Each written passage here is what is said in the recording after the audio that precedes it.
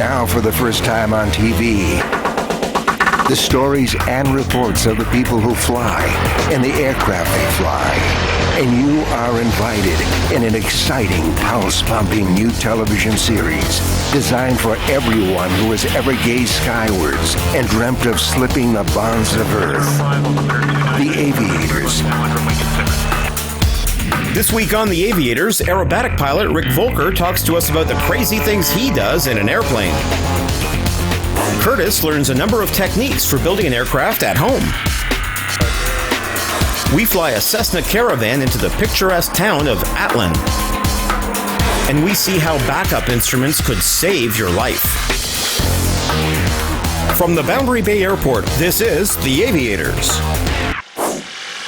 For most pilots, flying up into a stall and then hurtling toward the Earth seemingly out of control would be a nightmare. For aerobatic pilot Rick Volker, it's just another day at the office.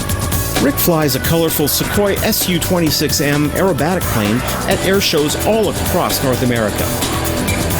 During the chilly winter off-season, our own Sarah Rapenda had a chance to talk to Rick about his career as an aerobatic pilot. So Rick, when you got into aerobatics, you didn't even have a pilot's license. No. What pushed you to go ahead and get that done? I saw a show on Wild World of Sports on TV. I saw biplanes flying, doing amazing, extreme, crazy things, and I said, I've got to do this. So I mapped it all out. I went to the local airport, found a flight instruction, got my private pilot's license, found experts in the field, talked to them, and they helped me map it out. I mapped out aircraft by aircraft that I had to jump to. I got into the competition arena, and with a flying instructor in aerobatics, I learned how to idiot-proof myself so I couldn't kill myself doing stupid things. Right. What was the most difficult part of learning aerobatics? That would be getting sick. I used to get sick every time I got in an airplane. Really? Doing anything.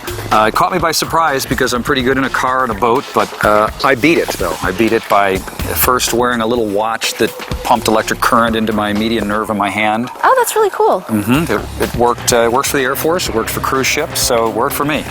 And then just the repetition. Now I have an iron stomach. Oh, now you're obviously in shape. What does it take in order to maintain the physical fitness for aerobatics? Very old pilots have a very good time with G's. They have hardened arteries. They're like firm pipes. Blood doesn't pool anywhere. The big problem with them is fatigue. These maneuvers take a lot of straining. You're always straining in your gut, and you're straining in your neck, and you're straining your legs. After a while, it becomes automatic. And if you're straining for 20 minutes of flying, you can be exhausted unless you're fit. And weightlifting tends to be the best way to increase G tolerance. After a break in performing, can you just jump back in the airplane and do it like you did last summer? No. Okay. No. If I jumped in the plane right now after about 3 months from doing aerobatic flying, I'd be unconscious. I have to gradually build up a little more G each day. There are some really bad side effects you can get if you jump in it too quickly. Something called the wobblies. What is that? Wobblies, if you try negative G's, now that's the equivalent force of being swung around by your ankles all around in circles. So the blood goes in your head. If you get too much of that too soon, it breaks some of these things in your inner ear, or ruptures the blood vessels in your brainstem, something like that. And the world swirls around and around and around, and it takes you a week to recover. And so that's how you know. Recommended to that's how you know you can't just jump right into it. The plane I fly is a Russian plane built by Moscow to win the World Championships. It's built like a Caterpillar tractor. A lot harder than any person is, and you have to really hit the ground to break it. Wow. So take us through what's going through your mind when you're in the middle of a show, what you're doing, what's happening. I have a complex series of maneuvers that I've already rehearsed many, many times. But new every day are the wind and weather conditions. So I have to stay a certain distance from the crowd. I have to stay in this defined legal area. The wind is trying to ruin it every second. So I have to compensate in every maneuver. I have to put a bent on to just kind of keep it and tweak it, but without looking like I'm doing that. So that's a constant challenge. On the ground before every flight, I visualize for 15 or 20 minutes exactly what I'm going to do in the air. I'll actually go through, you'll see people walking through, and they'll be going like this and make little movements and like that, and they'll spin around, and you're just rehearsing in your mind everything and how you're going to compensate for that wind. And then once you're in the air, what's happening? If you've practiced thousands of hours, you're following back to just what is it just becomes almost innate. So what feels right? It just feels normal. You're just going through, you don't even have to think about them. And you're tweaking little things. You're just changing things to alter presentation. Trying to get the aircraft in a 4-point roll, instead of being exactly 4-point on a heading, you're making the 4-point a little further so those people right there can see exactly the top of the airplane. So you really are, you're like a performer. You're trying to enhance it for the spectators. That's what it feels as well. like. Okay. It sure is. And the crowd gets me very pumped up. To see a lot of crowd, to see people watching, it's just amazing. It's just, I fly better. I'm more on the edge. I get more adrenaline. Everything's tighter and cleaner. I'm not really performing for everybody. I'm picking out a couple professionals who I'm trying to impress on the ground, and my own self too. It's a competition against myself. I have to be better than I was before. Do you think that there's a certain set of mental skills that people have to be a pilot, like an aptitude for specific things? I do. It would be spatial relations ability. Okay. And when I was in 6th grade, I took a test that tried to tell me what career I should follow, and told me I should be either a pilot or a dentist. Really? So you became a pilot. Now, what is your day job? I'm a dentist. Really?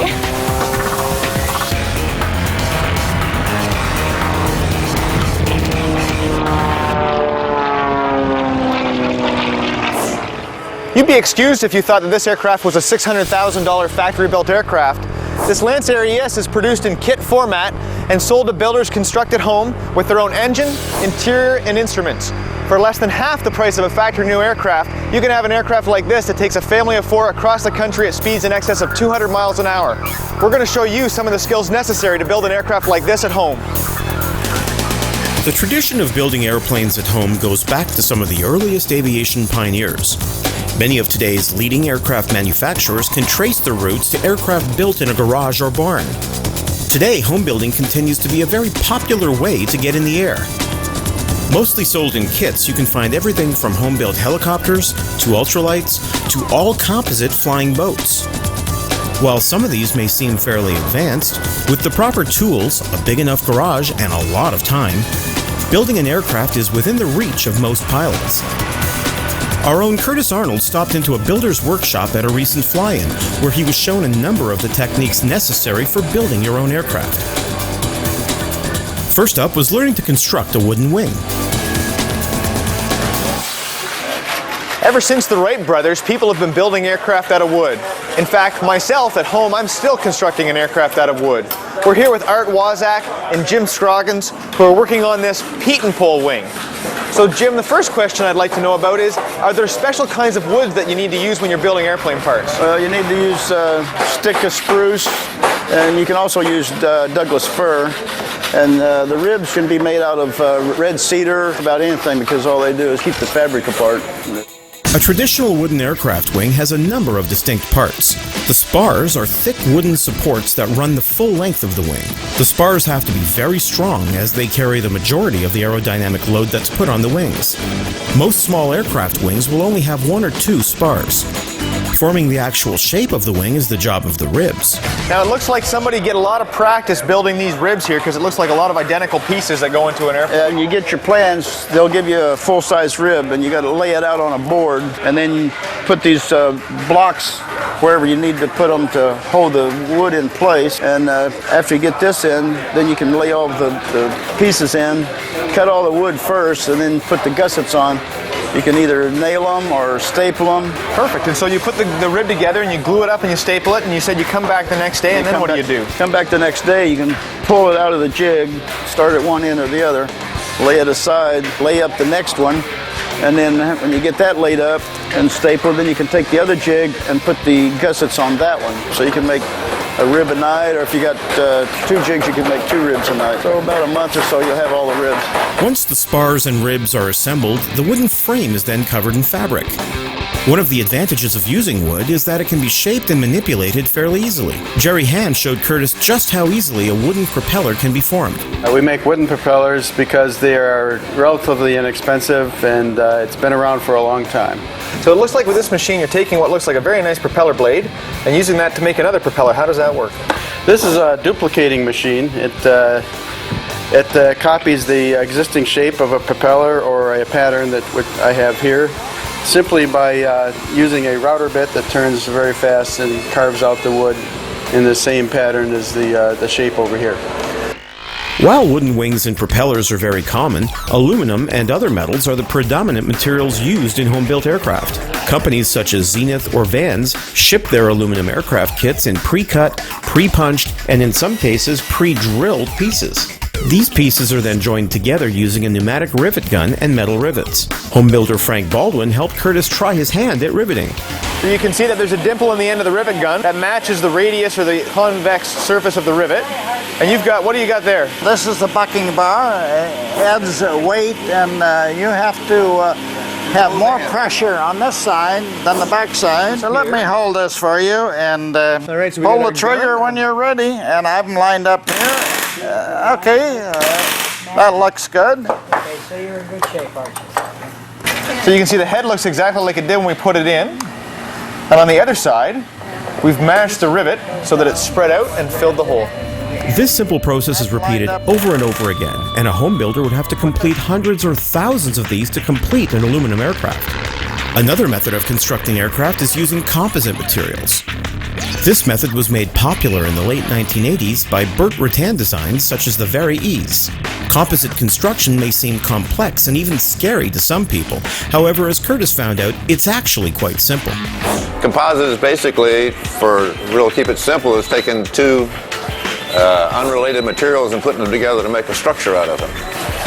So what we're looking at here then, I guess, is the filler material that's been carved out to shape. Yes. Some type of a web that's been put in to add some structural strength. Yeah, this is actually the spar for the main wing right here. It's a C-spar, and that's also made with fiberglass cloth. It's a special made cloth for building spars, but it's the same chemically as this cloth here that we use for the skin.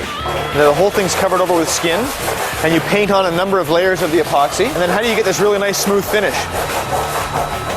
Well, this happens to be done with what we call peel ply, which is a piece of Dacron that, as the product is still wet, we'll take and put it over the top and wet that out too. And then when this all cures, we'll peel it off. When it peels off, it'll leave a nice, even layered surface on it.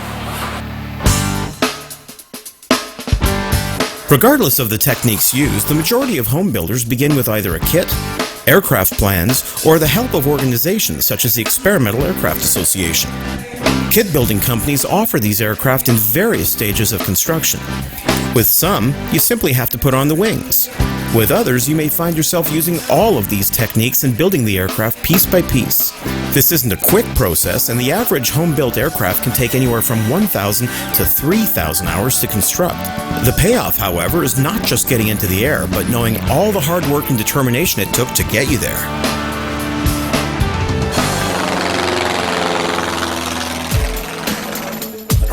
Hi, I'm John Lovelace, the creator and the producer of the Aviators, and as the producer of the Aviators, I can pretty much pick any of the plum jobs. And so today I've done that. We're all the way up at the north end of British Columbia in what I think is the most beautiful place on the planet. It's Atlin, British Columbia. Ringed by the rugged coastal mountain chain and on the shores of glacier-fed Atlin Lake lies the old gold rush community of Atlin. Once called the Switzerland of the North, Atlin sits at the very top of British Columbia and just east of the Alaska Panhandle. The only way to access this town is by road from the Yukon or by air.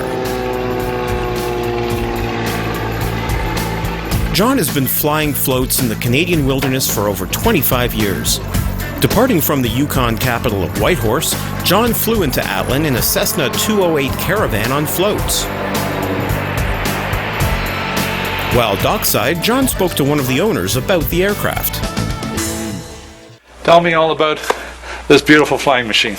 Well, we've had it for over a year now, and got to put about 150 hours on it so far, and I just love flying it. It's a great machine. It's quite a lot of load, and it's got a fairly good speed of 147 knots per hour on floats, about 200 on wheels. The Caravan was first developed by Cessna in 1982. Since that time, a number of variants have been produced, such as the larger Grand Caravan and the Cargo Master and Super Cargo Masters, designed for FedEx. The version Mark was flying is powered by a 675 horsepower Pratt & Whitney turbine engine and can go quite an impressive distance. And so how many hours can you put in the tanks? It's got a 6-hour range at lower altitudes, and at higher altitudes you probably get up to 7 hours. So it's got long legs.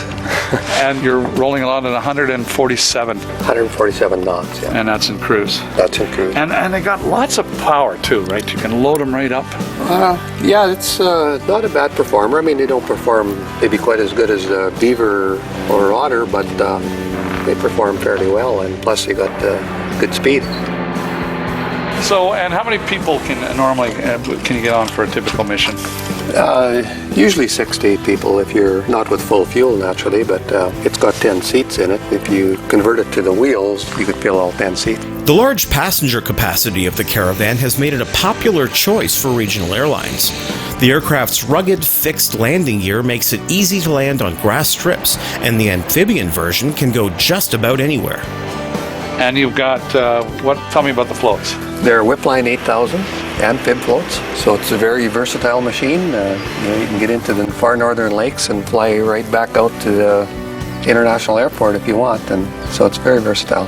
The Whipline 8000 floats are also available on the very similar de Havilland Single Otter.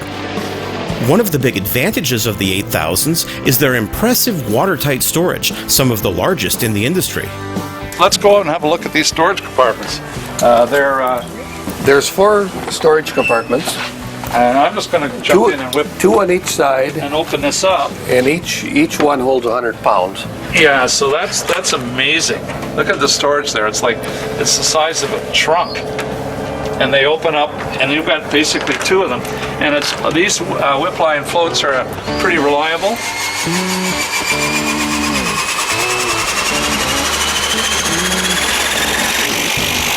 The Cessna Caravans are not small aircraft. The 675 model is just under 38 feet long, and the Grand Caravan adds another 3 feet to that. According to Mark, though, the performance is very good, even when compared to smaller, more familiar Cessna floatplanes. How does it handle? So a lot of people out there are familiar with 172s and 206s, but how does the Caravan work? It handles very well. It's a very stable aircraft. With the long body and the large tail, it has a tendency of sitting very, very still, like it's not much yaw, like on some of them. I find it very stable. I've actually used to fly in a 185 on 3430s, and if you load that to gross weight and load this to gross weight, I feel there's not much difference in performance to take off. With the list price of a Caravan slightly more than $2 million, it's certainly not for everyone. But when it comes to buying the best in its class, the Caravan delivers speed, range, and useful load, and some terrific northern wilderness destinations. With products to be used thousands of feet above the earth, manufacturers in the aviation industry have to have extremely high product standards. This applies not only to companies building main components, such as the airframe or engines, but also to the makers of the aircraft's displays and instruments. In everyday flying, pilots trust their lives to what their instruments are telling them. Mid-Continent Instruments, based in Wichita, Kansas, manufacture a variety of aircraft instruments, including their flagship product, the Lifesaver Gyro. To find out more about the precision that goes into every instrument, the Aviators went to Kansas and met up with Mid-Continent President Todd Winter. Well, Mid-Continent started as a service company, and we started because the aviation manufacturers were here. And we were doing service work for some of our key customers, and they actually approached us and said, "We have a problem. Can you help with this?" And they asked us to design replacement instruments. So we started on a small scale with just a few people, building very specialized parts, and really growing from there to where we then began to develop our products that we could sell in the aftermarket. So instead of designing to a specification, we would initiate the design. Primarily focusing on general aviation, Mid-Continent has built a reputation around producing a high-quality product that's thoroughly tested. To achieve this, they employ manufacturing techniques that minimize the potential for defects. Lead technician on the Lifesaver Gyro line, George Hooper, spoke to us in one of the labs where the final assembly is done on the Lifesaver Gyro. This lab here is where we build the instrument itself. The machining work is not done in here because of the cleanliness. You know, we have to do, there's no grinding, sanding, or anything that needs to be done. If we have a part that is not exactly the way it's specified, we reject it and send it back to parts and get another one. This lab is kept at higher levels than a hospital's cleanliness. We have filtrations on some of our systems here down to 0.5 micron, which is way smaller than even a human hair. So this is solely set up here for manufacturing. Everything comes in sealed or in bags. Our bearings are all individually sealed and packed so that they have no chance of being contaminated. When we apply them, they're done with clean hands, or fingers are covered, or with tools that are clean. Mid-Continent's signature instrument is the Lifesaver Gyro. The Lifesaver Gyro is an attitude indicator or a horizontal or horizon indicator. Some people call it an artificial horizon. Basically, it lets the pilot know the orientation of the aircraft relative to the Earth. An attitude indicator is going to basically tell you if you're nose up or nose down, which is called your pitch, like in an aircraft like this. Pitch up, pitch down. Also, when you roll right, roll left, and you're in a bank situation, an attitude indicator will give you that. It will tell you how far left, how far right, how far up, how far down you need to be, or that you are when you're flying in the sky. The Lifesaver uses a gyroscope to display attitude information. Unlike traditional vacuum instruments that use air to spin the gyro, the Lifesaver's gyroscope is operated by electricity connected to the aircraft's main power. So inside an attitude indicator is a rotor, also known as a motor, and that provides the gyroscopic action. It spins, creating the stability that allows the airplane to turn while the gyro stays in the same place, giving you a reference of pitch or bank. In a vacuum-driven system, the air pushes past that rotor with little fins around the outside of it, and that spins. That may spin at anywhere between 15 and 25,000 RPM. In an electric-driven system, it basically uses the aircraft's power to create a three-phase signal which turns that rotor and produces the exact same action, just with a different power source. Instrument flight rules, or IFR, are a set of regulations for when pilots can't see where they're going. This includes flying through clouds, storms, or while flying at night. Knowing the aircraft's attitude, altitude, and airspeed are always important to know, but they become crucial when flying IFR. During a normal flight, when you're out at 7,000 feet, you can still see the ground, so you have reference as to where you're at. But during the night or during a storm or in the clouds or when you get upwards in 20,000 feet, you start losing your bearings, and your body can actually play tricks upon you as to what's going on. So you have to be able to trust what this gauge is telling you. Pilots may find their aircraft flying upside down if they experience disorientation and fail to properly reference their attitude indicators and other instruments. In the past, this has led to pilots flying their aircraft into the ground while thinking they were actually pulling up. So what happens if your aircraft has an electrical failure cutting off the power supply to the Lifesaver gyro? Not a problem. One of the standard features of the Lifesaver is that it has a built-in battery backup that's able to supply up to an hour of internal power. This has led to the Lifesaver often being used in conjunction with glass cockpit systems. Regulations do vary by country and aircraft, so this instrument may or may not be required for your aircraft. But regardless, many owners are insisting that the Lifesaver gyro become part of their panel.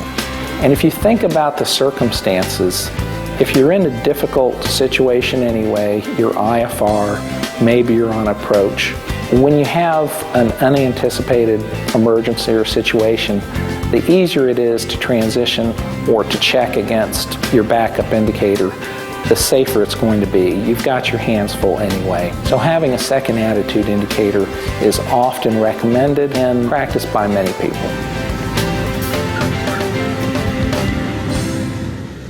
The Aviators, for everyone who has ever gazed skywards. For more information on today's segments, visit www.theaviators.tv.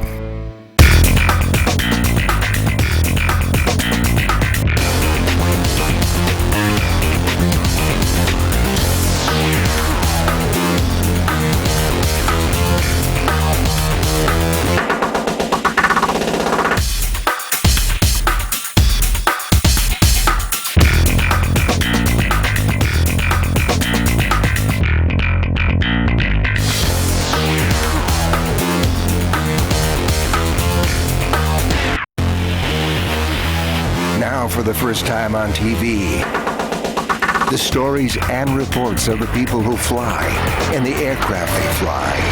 And you are invited in an exciting, pulse-pumping new television series designed for everyone who has ever gazed skywards and dreamt of slipping the bonds of Earth. The Aviators. This week on The Aviators, we're taking you inside an en route air traffic control center. We show you an air show at the home of the Aviators. We check out the original corporate aircraft, the Beech Staggerwing. And we learn what the AOPA is doing to protect general aviation in America. From the Boundary Bay Airport, this is The Aviators. When most people think about air traffic control, they think about control towers. But if you're on an instrument flight anywhere in the world, an air traffic controller in a building like this, an air route control center, is looking after your flight. The Aviators is going to take you on an exclusive inside look. Air traffic control in Canada is the responsibility of NAV Canada, and to keep the skies safe, NAV Canada manages 41 airport air traffic towers and 7 area control centers across the country. While in numbers there are more towers, the majority of air traffic controllers work in radar stations or en route centers. Previously on The Aviators, we took you inside the tower at Toronto's Pearson International Airport. Today we're going to take you inside the Toronto Area Control Center. While there, we spoke to air traffic controller Ian Thatcher about a number of things, including what the difference is between en route and tower controllers. The large difference between tower and en route air traffic control. Tower will look after the general vicinity of the airport. A tower control zone is basically about a 5-mile ring around an airport. But basically, from the time that the airplane is airborne, wheels up, it will be in contact with your en route centers, and from departure to destination will be under control of air traffic control, being watched by controllers in en route centers very much like this. Center handoff northeast of Aylmer, 30 Air Canada 37. Through a series of radar handoffs, air traffic controllers ensure aircraft move safely across the country. Their primary job is to ensure that aircraft maintain lateral and vertical separation from each other during instrument or IFR flights. This could mean controlling anything from a 1-ton Cessna to a 540-ton A380. Despite the size difference, a small aircraft can easily knock a jumbo jet out of the air. ATC has to make sure that these aircraft, which are thousands of feet in the air and miles away, don't come anywhere near each other. To learn how to do this requires not only nerves of steel, but months of training. I started training about 15 years ago. What we learned was basically about aviation in general, from the pilot side of things and then control side of things. It was basically a generic course, and it got more specific as we went on. I learned en route radar, and I learned tower control as well. I trained for 7 months generic and approximately 5 months in the simulator here in Toronto, and then about a year of on-the-job training operationally with a licensed controller plugged in, basically watching every move I make until I qualified. To control aircraft, ATC use radar and position reports from aircraft transponders to know where the aircraft are. Using radios, they will then tell the aircraft what they want them to do. 93 Delta Charlie, turn right 10 degrees for traffic. At Toronto Centre, a controller may speak to over 1,000 aircraft in a day. To help cope with this, the workload is thoroughly subdivided. Basically, Canada is broken up into 7 flight information regions. We've got Vancouver, Edmonton, Winnipeg, Toronto, Montreal, Moncton, and Gander. And within those flight information regions, broken up into various specialties. And within those specialties are broken up into various sectors with both lateral and vertical splits. The airspace I work in particular is about 180 miles by 150 miles. It's broken up once laterally, north-south, and vertically we work 24,000 to 30,000, 31,000 to 35,000, 36,000 and up. And the vertical splits are to balance the traffic out, reduce the saturation of traffic. Ian had a chance to give us a walkthrough of what he sees on his screen and how he controls air traffic. This is a radar presentation of West High Specialty. Basically, from one side of the screen to another is 220 miles. Just to orient you here with my radar screen, this is Toronto, London, Ontario, basically the American border here, Cleveland Center, is down in this area, areas 1, 2, 3 at Cleveland Center. Aircraft are displayed on the radar screen by a position symbol as well as a data tag displaying the information Ian needs to direct the aircraft. So this one here in particular is KLM 615, KLM flight number 615, and with the more critical information that we need for this flight, which is its altitude, currently 240, flight level 240 or 24,000 feet, and its ground speed in knots, 420 knots. I can click on it, call up his flight plan. Gives me a lot more information on the airplane, gives me his full flight plan. I've got his transponder code, his type of airplane. He departed Amsterdam, that's the location identifier for Amsterdam. His destination is Detroit, Michigan. His requested final altitude, his speed, which is Mach decimal 82, which is basically 82% of the speed of sound at that particular altitude, his navigational equipment, and his full route. All of the flight information displayed on the radar screen is also kept on paper flight strips in case of a radar failure. Aircraft moving through Ian's airspace follow set paths called airways. These are shown as green lines on the screen. This, combined with the aircraft's flight plan, allow a controller to anticipate how an aircraft will move through their airspace. This can change based on outside factors such as weather. Weather has a massive impact on air traffic control, more than I ever imagined before I got into ATC. Thunderstorms in particular will throw a major monkey wrench into our operation. Airplanes will go hundreds of miles off course to circumvent thunderstorms due to the violent weather associated. When you take airplanes off the organized flight paths, the complexity of the airspace can increase greatly. Air traffic control is not an easy job, and the responsibility weighs heavily on these controllers who know that each dot on the radar screen represents an aircraft with hundreds of lives on board.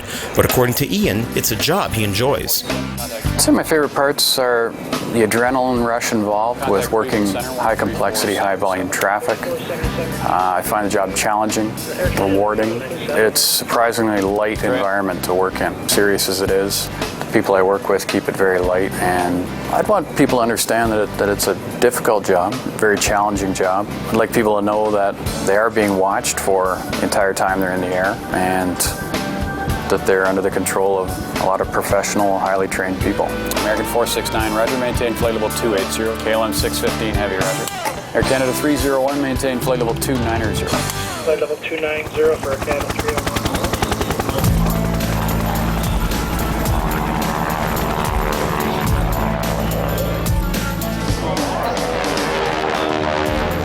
Now today we're at Boundary Bay, and Boundary Bay Airport is the home of the Aviators, and we're really excited to be here today because this is the biggest day of the year here. It's their big air show. They've got a brand new terminal that they're opening up. They're going to have static displays and a terrific air show. The Royal Canadian Air Force first identified Boundary Bay as a potential airport when looking for locations to train pilots for the Second World War. Their flight training school took up residence when the base opened in April of 1941. In 2004, a private company, Alpha Aviation, acquired managerial control of the airport and began an ambitious upgrading program. In the past 6 years, the company has invested $35 million in runway and facility improvements. The airport is a tremendous aviation success story, with the control tower now being the third busiest in Canada. The entire Aviators crew was on hand for the air show, and Aviators creator and producer John Lovelace had a chance to talk with a number of the exhibitors and organizers. John is no stranger to Boundary Bay, as his 2009 Cross Canada Century flight originated at the airport. With 2 runways and RNAV capability, Boundary Bay was an ideal spot to launch the 100 aircraft flight, and an even better place for an air show.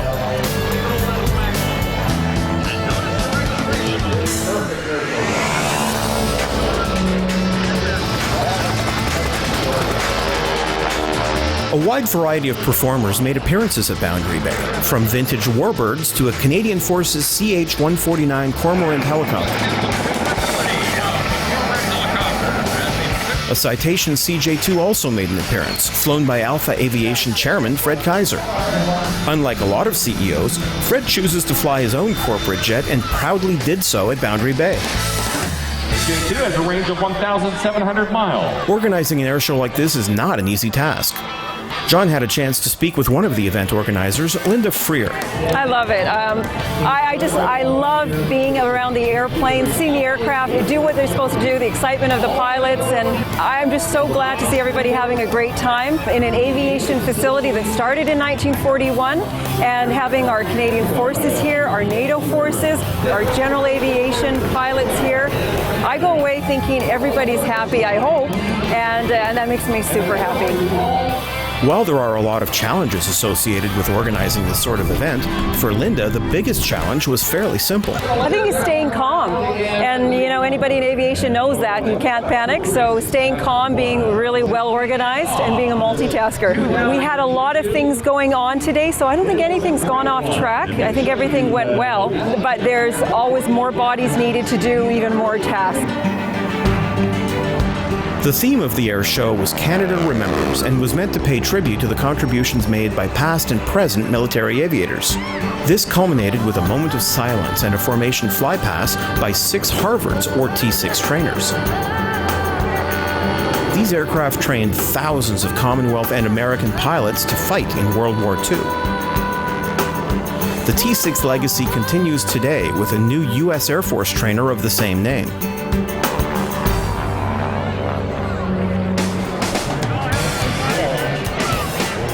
The show was an overwhelming success. Weather cooperated, and Linda estimated the crowd to be anywhere from 8,000 to 10,000 people. The big reason for this? Admission was free. It's free. It's a free event. It is, because you know how expensive air shows are to produce, and we rely heavily on our corporate sponsorship. We donate a lot of money, Alpha Aviation, to make this happen, and does the Corporation of Delta. But our pilots fly, they fly for the love of flying, and our sponsors come on board to take care of all the other costs that are involved with this. So we're very, very grateful to our sponsors. At the end of the day, while organizing the show may have been stressful, the roar of the engines, the thrill of the crowds, and the image of aircraft tumbling across the sky makes the event all worthwhile.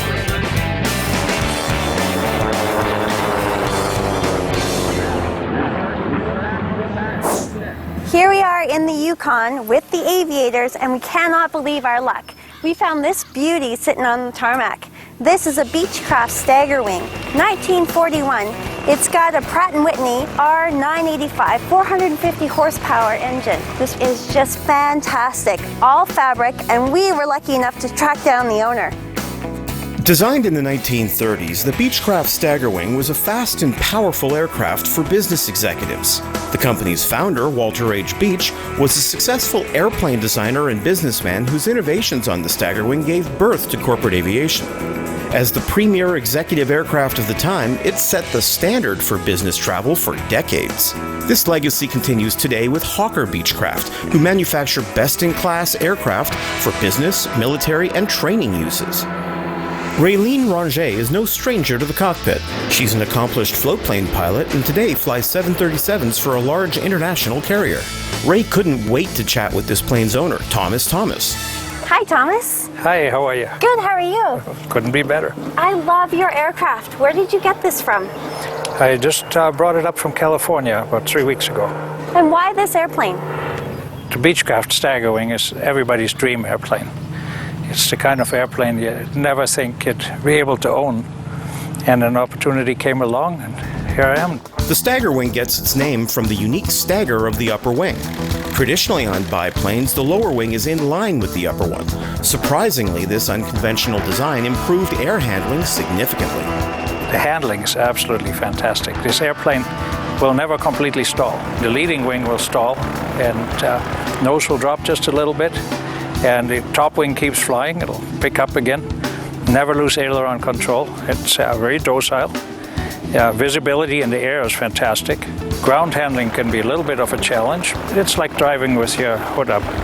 Less than 800 Model 17 Staggerwings were built, and only about 70 are currently registered to fly. This terrific example has been painstakingly restored to its original state, with a traditional paint scheme and refurbished fabric coverings. What's your favorite aspect of this aircraft? The looks of the airplane, of course, really gets your attention, but the flying characteristics are just fabulous, and it's fast. It keeps up with today's airplanes, and it was 1.5 times as fast as the airliners of its day. So tell me about the interior of this aircraft. Is it all wood? The interior is wooden fabric, the seats are leather. It's all restored original, except for the instrument panel, it's been modernized. Can we go take a look? Of course. All right. The inside of the cabin features push-to-talk buttons in the side wood panels, as well as automotive-style roll-down windows. It even has a tape player. So it's pretty tight in here. This airplane was made for executive transport, and there's lots of room in the back seat. But the pilot was getting $5 a day. He didn't have to be comfortable. Another unique feature of the Beechcraft Staggerwing is its retractable landing gear, which was uncommon at the time. So it looks like it's all chains and pulleys down here. Yes, it is. It's all mechanical. It's quite complex. It works well. It's all open when you're on the ground. That's right. It's very easy to work on. You just raise your head a little bit. You're right in the middle of all the mechanical stuff. The gear doors, they kind of bend out a little bit. Yes, they close up completely when the gear comes up. So when the gear's up, it's completely flush on the bottom. The retractable landing gear improved the aerodynamics of the Staggerwing, helping it to achieve remarkable speeds, up to 201 miles per hour, and making the flight from New York to LA in a record-breaking 14 hours. So what do you find is the biggest challenge of flying an aircraft like this? The biggest challenge of flying this airplane is fuel management. It has 5 fuel tanks, holds 147 gallons. You can only take off on the main tank and land on the main tank because you cannot produce maximum power on the other tanks. They're not vented large enough for the fuel flow that it takes for maximum power. It really takes some attention to keep track of where the fuel is. While the Beechcraft Staggerwing is a well-loved aircraft, it's not necessarily for everyone. The complex mechanics and unique structure require a pilot with the time and patience for extra maintenance and training. Tom has straightforward advice to those considering a Staggerwing. It's well worth it. It's a very enjoyable airplane. Just make sure you get a good one.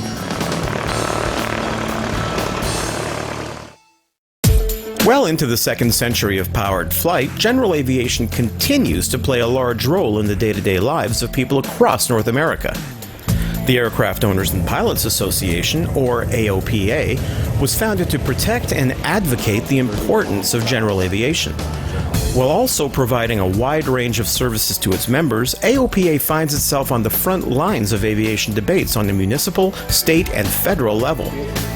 Curtis and Sarah had a chance to talk to a number of representatives of the organization, starting with AOPA President Craig Fuller. Craig, can you tell us a little bit about the history of AOPA? We know in 1939, a few aviators came together and, worried about the threats to general aviation, formed the Aircraft Owners and Pilots Association to make sure the federal government didn't overtax us, overregulate us, and that the cost would allow flying to be affordable. In the years immediately following World War II, the AOPA experienced explosive growth in its membership. This would continue throughout the 20th century. The organization now has over 400,000 members. What sorts of services does AOPA provide for its membership? I think one of the best services is the Pilot Information Center. We get almost 200,000 calls a year there and emails from people who want information about how to use their airplane, where they can fly, what type of airplanes they might be interested in, how to service airplanes. And so we're one of those sort of one-stop shops they can go for good information. But we also have insurance, we have a credit card program, and many other things. It's all on our website at aopa.org. In addition to advocating for general aviation and providing services to its members, AOPA has always published aviation magazines and newsletters. Curtis spoke to AOPA's editor-in-chief, Tom Haynes, under their famous Big Yellow Tent. Tom is responsible for the form and content that AOPA delivers about all different aspects of general aviation. Tom, can you tell us a little bit about the different magazines that AOPA offers to their membership? Sure.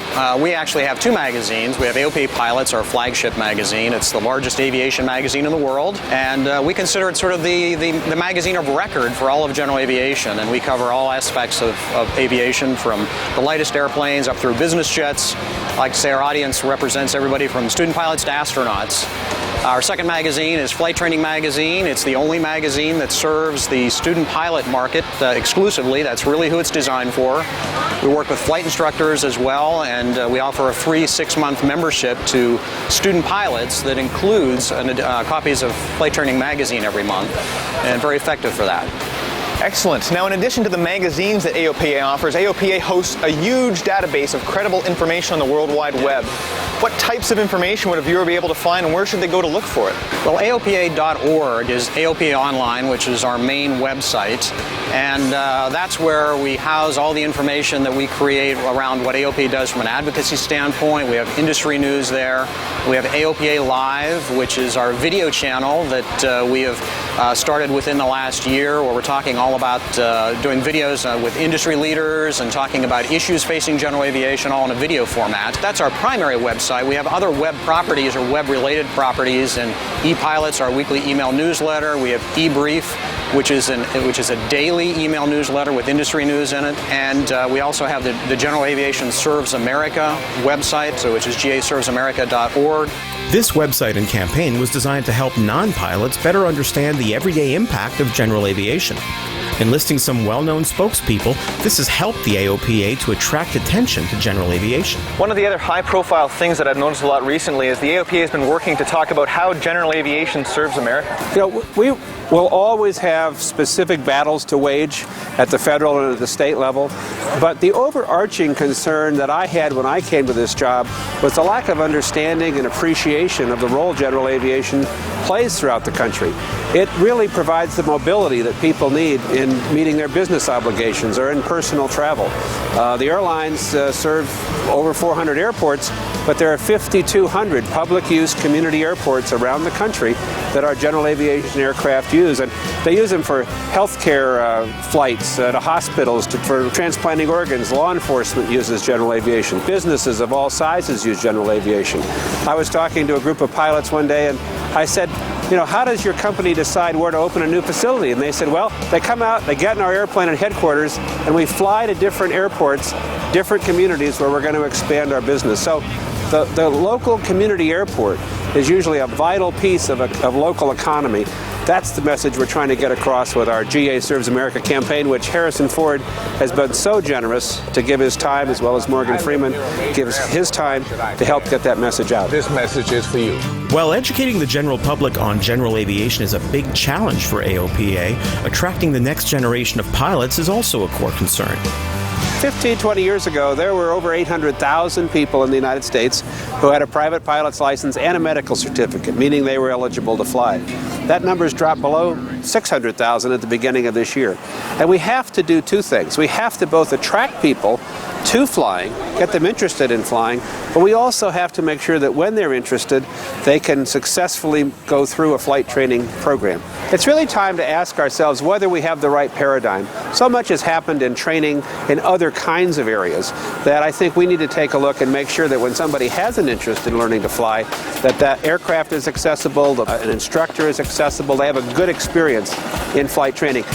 To learn about how AOPA is achieving those goals, Sarah spoke to Jennifer Storm. Now, Jennifer, why is flight training so important to the AOPA?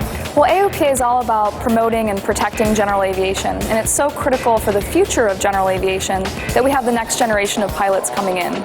So we don't just focus on pilots, we also focus on people who are training to become pilots, as well as people who are dreaming about becoming pilots.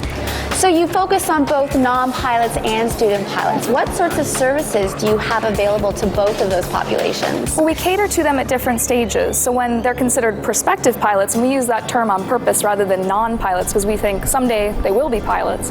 When they're prospective pilots, we have our Let's Go Flying program. And it has a website, letsgoflying.com, that has a ton of resources on there. If we can become pilots, they can become pilots. Regardless if you're a pilot or not, an AOPA membership is an inexpensive way to stay informed and be part of the debate on the future of general aviation. With their ongoing advocacy efforts, bundle of informative websites and over 400,000 members strong, AOPA is striving to ensure that you'll be able to go out to your local airport and go flying for another 100 years.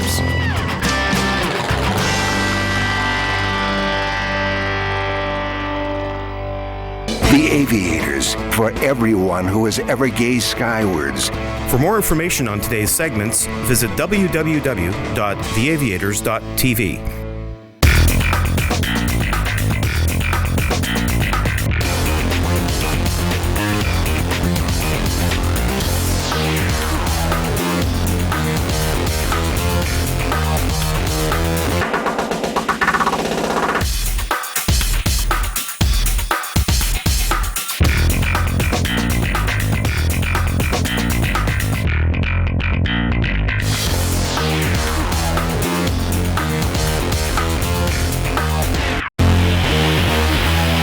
now for the first time on TV. The stories and reports of the people who fly and the aircraft they fly. And you are invited in an exciting, pulse-pumping new television series designed for everyone who has ever gazed skywards and dreamt of slipping the bonds of Earth. The Aviators. This week on The Aviators, we explore an exciting way to buy and sell aircraft. Aircraft auctions. Curtis learns all about ultralight aviation. Underneath the radiator, there's a great big white canister. Can you explain what that's all about? And we visit the air capital of the world, Wichita, Kansas. From the Boundary Bay Airport, this is The Aviators. Buying a used airplane can either be very rewarding or a very bad experience. Used aircraft in good condition can be picked up for a fraction of the cost of their factory new counterparts. The problem is knowing what lies beneath that aluminum skin and engine cowling. A low sticker price could be nothing more than the start of a string of expenses associated with repairs and maintenance. But for someone willing to put in the time and money, a used aircraft can be a real gem. While auctions have been used successfully in marketing high-end classic cars, the auction is a relative newcomer to aircraft sales. At Sun & Fun, the entire Aviators team was on hand for an aircraft auction. Today we're going to show you some of the great bargains and real lemons that were up for bids. Announcing the auction is Curtis Arnold and Sarah Rapenda, and our man on the ground is Aviators producer and director John Lovelace, who's been around aircraft for 3 decades. So this is at Sun & Fun, and the name of the company that started this new auction idea is called Flight Level. And their intention is to conduct these auctions at major aviation events around the United States as an alternate method or alternate means to procure aircraft for future owners and as an alternate means for selling. Before the bidding got started, we had a chance to talk to one of the auction organizers, Wesley Lutz. First time. Started the company the first of this year. We've got 4 auctions scheduled for the year. This is the first here at Sun & Fun. We were fortunate enough to work with the Sun & Fun people to put on a nice venue. Well, we have private individuals that were coming to Sun & Fun that have listed aircraft. We have a couple brokers that have brought aircraft in. I think the furthest one we have is maybe Oregon. We've got an aircraft from Oregon. This eastern part of the United States, heavily represented. Well, we've got a CJ3, a CJ1. We've got some jets, some pretty big aircraft. Got some expensive aircraft. We've got buyers from Germany. We've got buyers from South America. So what we're looking at here is a 1984 Cessna 172. More than 10,000 Cessna 172s have been built since the design was conceived in the 1960s. 1984, this one looks pretty good, but there's one problem. It's got over 13,000 hours. 1,300 hours on the engine, so it's pretty much run out engine-wise time, maybe another 300-400 hours. Whether it's good mechanically, that's up to the buyer to find out. So we've got the auction started now. Rick, the auctioneer, is up there doing his thing. We've got a bid of $25,000 on it. Not too bad. I wonder what you think this might go for this evening. I don't know, if in an ideal world, maybe 45? What do you think about that? I think that's a lot of money for a high-time airframe like that. 11,000 hours is a lot of time on this airframe. So they're $27,500, looking for $30,000 now. And they're just sliding it out of the way. Looks like there's some good bidding going on. Sounds like the owner's looking for something a little bit north of $30,000 out of that airplane. I bought it. I got it home. I live near Miami. I had no idea it was going to cost to hanger it. $856 for a T-hanger. And my wife is not happy with that. And what we have on stage now is a Bellanca Super Viking. This is widely regarded in the aviation community as being a great value airplane to purchase. It's fast, it'll go 200 miles an hour on the 300 horsepower engines under there. So in terms of miles an hour per $1,000 you have to spend on an airplane, these are very good value.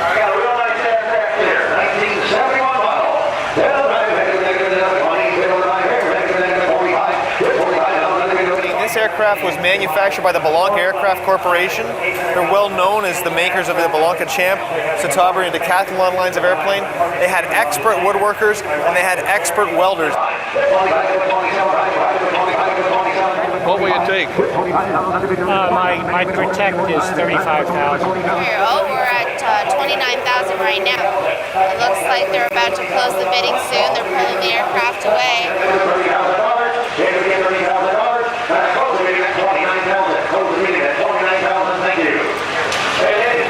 So could you negotiate with the guy here? But you're not going to do that? That's what the auctioneer is talking about. Next one up is a 1961. Well, we'll see what happens. Piper 350. So our next aircraft that we've got here, nice bright yellow. Yeah, this is a Piper Comanche 250. This is a strange set of numbers here because it's an older airplane, 1961, so basically 50 years old, but it's only got about 3,000 hours on it. So that's a pretty good combination when you can get that old an airplane with 3,000 hours. Engine, probably it's working on its second engine, 1,300 hours. Could be a great buy. It's had a brand new paint job. Looks pretty good. Sharp looking airplane. 30,000. So they've started the bidding. Oh, they've just received a bid. What was that bid That was bid for $40,000. We got a problem right here. As you can see, this just snapped off. Not going to be a good sign. Will the damaged landing gear stop the Comanche from selling? Will anything sell? We're going to be back to Sun and Fun later as there's still tons of great aircraft on the auction block.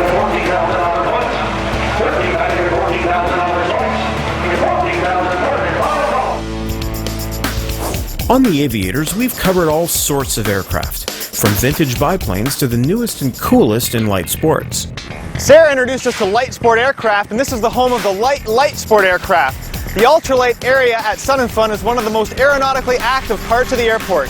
They have their own little runway, and if you come at any time of the day, you're bound to see somebody demonstrating the capability of their machine. In the United States, ultralights have a maximum weight of 254 pounds, and you don't even need a license to fly one. There's all sorts of different configurations of aircraft that fit in the ultralight category. From ultralight helicopters, such as the Mosquito, to the aircraft kits built by Quicksilver, ultralights run the gamut of designs. Like the FAA's light sport classification, ultralights are heavily regulated in the U.S.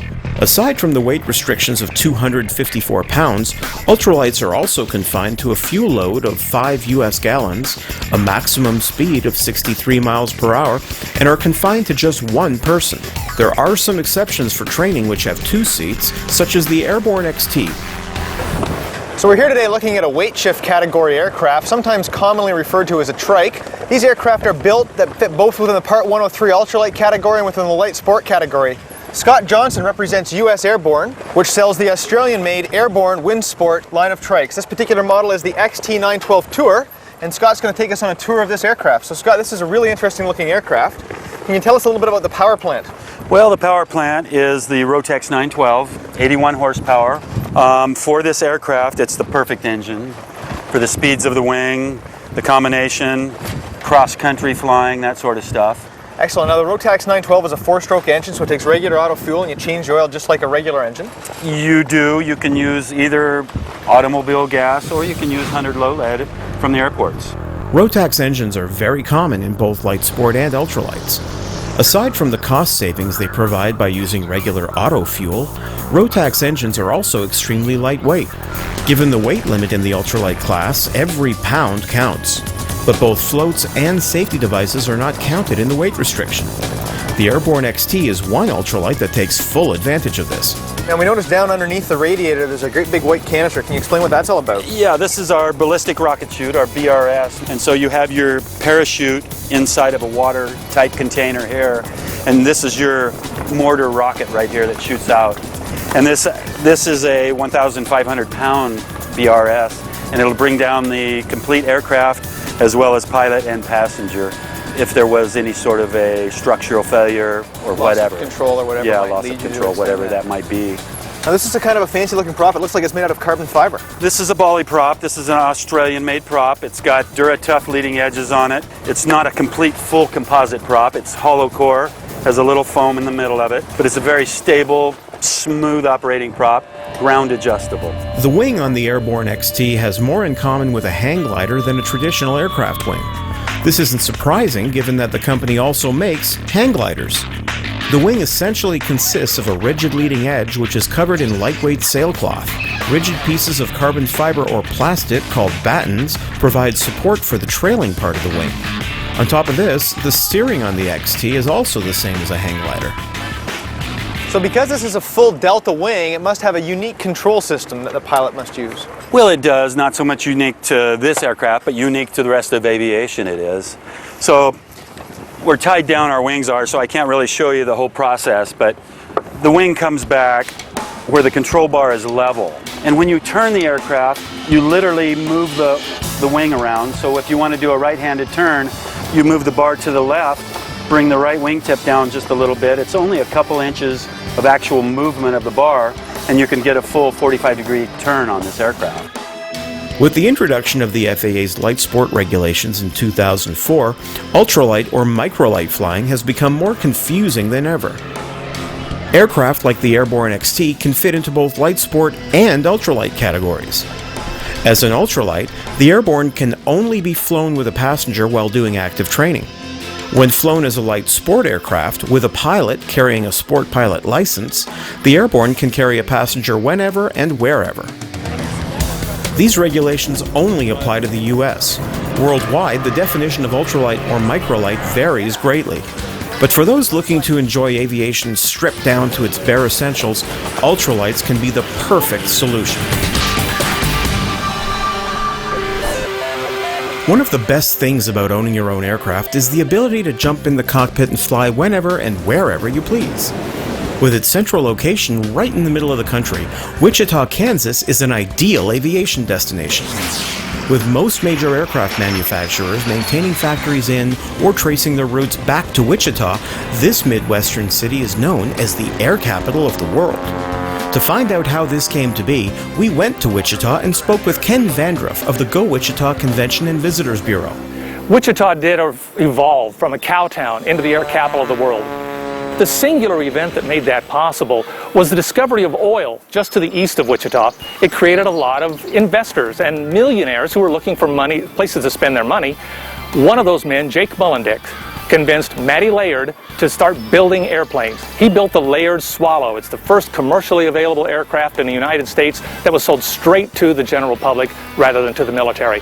And our aviation industry took off from there. The other significant thing about the Layard Swallow, it led to the combined efforts of three pretty big names in aviation: Walter Beech, Clyde Cessna, and Lloyd Stearman. The three gentlemen worked together and created a company called Travel Air. They helped build the infant planes of Wichita's aviation industry. Over the years, they started having design differences about how they thought airplanes should be built. They each went their separate ways. Walter Beech created Beechcraft, which is still in existence today as Hawker Beechcraft. Clyde Cessna started the company that still bears his name today. And Lloyd Stearman decided to build biplanes that the military used to train pilots in World War II. That became part of the Boeing Airplane Company. These three companies still maintain operations in Wichita today. The majority of Cessna Citation business jets are built here. Boeing constructs components of their next-generation 737 and also does service work on a variety of U.S. military aircraft. In addition, Airbus, Spirit, and Bombardier Learjet all have a presence in Wichita. The large concentration of these companies has led to avionics manufacturers such as Mid-Continent Instruments also to establish themselves in Wichita. Mid-Continent was founded in Kansas as a spinoff from Beechcraft. Two gentlemen who worked in the QC department saw a need for local support for products. And then through the years, it was obvious that there was a benefit to us being in Wichita. We've got some of the big companies. We've got Hawker Beechcraft, Cessna, Learjet, Boeing, Spirit, and the Air Force. And then all the other companies that feed into that aviation economy, the people that supply the parts, supply the services, a lot of enthusiasm. Everyone here loves aviation. Everybody likes to look up at the sky and see what is that flying overhead and identify the aircraft. And it goes back so long to development of airplanes that everybody seems to be connected in some way to general aviation or commercial aviation. With such a large aviation industry, it should come as no surprise that the city also boasts a large number of educational institutions able to supply a highly trained technical workforce. Wichita State University boasts the National Institute for Aviation Research, or NIAR. This facility houses the Walter Beach Memorial Wind Tunnel, which is used to further the understanding of how airfoils interact with the air around them.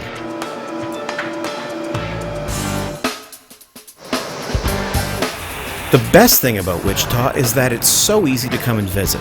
With 2 airports within the city itself and another 2 within a half-hour drive, flying from one of the nearby states couldn't be easier. Well, if you're looking to set up your schedule for maybe your trips for your weekend flight, if you're a pilot, you might want to consider late August to September. That's typically when we have our Wichita Flight Festival. That is the days that we celebrate our aviation heritage. Often we do it with an open house at McConnell Air Force Base. We'll have 100,000 people show up. Typically we'll have demonstrations by the Thunderbirds or the Blue Angels, of course, and of course acrobatics and the aerial performers will be here as well. Some aviation sites that pilots would be interested in as they came here and were wanting to spend a weekend in Wichita, we can show you the original building where Travel Air Company, which became Beechcraft, was formed. We can go to Exploration Place, which has a wonderful exhibit on flight and teaches children the basics of flight so they can get interested in flight and get excited about it. We also like to show off our heritage so that people can understand where Wichita started and how we evolved into the air capital of the world. For those interested in aviation history or looking for a great weekend getaway, Wichita, Kansas is a perfect fly-in destination. We're back at the Sun and Fun auction. Earlier, we saw a Cessna 172 and a Bellanca Super Viking that didn't quite get what the owners were looking for, and John found a snag on the Piper Comanche that's up for bids. 1961, this aircraft was ahead of its time, and there are many people who still think the aesthetics of this aircraft are extremely appealing the way it is. This one's got an updated paint job, yellow and black. It looks like it's going 200 miles an hour just sitting here. Well, they've closed the bidding on that, did not get what they wanted. They're bringing forward the next, and we're looking at a twin now. We've got a Baron Beechcraft. So this is a Beech Baron 58. This is kind of the quintessential personal piston traveling machine. These were really designed for a discerning owner to purchase and fly himself and a couple of key business partners or his family on extended cross-country trips. It wouldn't be unheard of to leave this aircraft in New York, fly down to Myrtle Beach and go golfing for the day, and return after dinner that evening.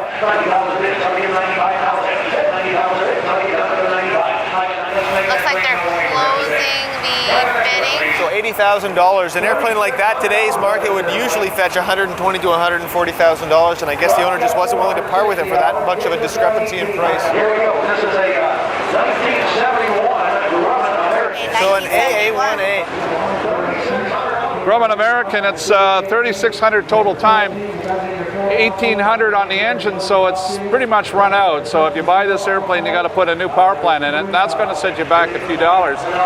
It sounds like they're starting at $9,000, looking for bids of $9,000. These airplanes seem to fetch $20,000 to $35,000 in the aftermarket. Oh, we're at $13,500 a bid. That's interesting. That's very close to the $20,000 that you had predicted. That might be enough. Another thing that people like about this aircraft is the canopy. You actually slide it back and step down in, just like a fighter pilot gets into his jet.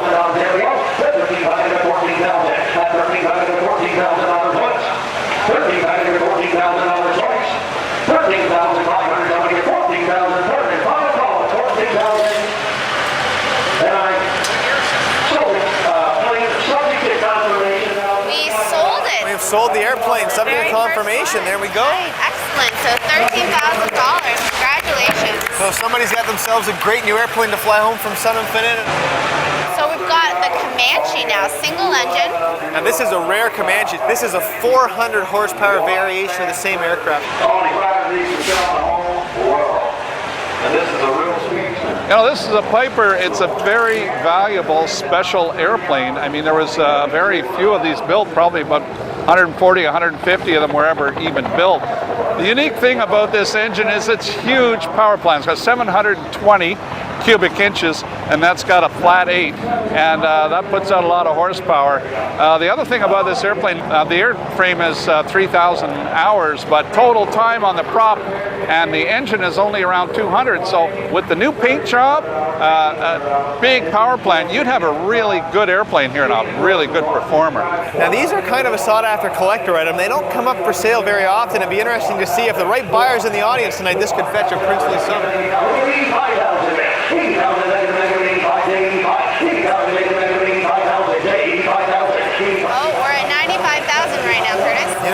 reasonable price for an airplane like this. We're looking for $100,000, and you know what? I think if he gets 95, then he should go for it. It's got a nice red interior. The paint job looks fantastic. You can see our reflection of the paint job. It's beautiful.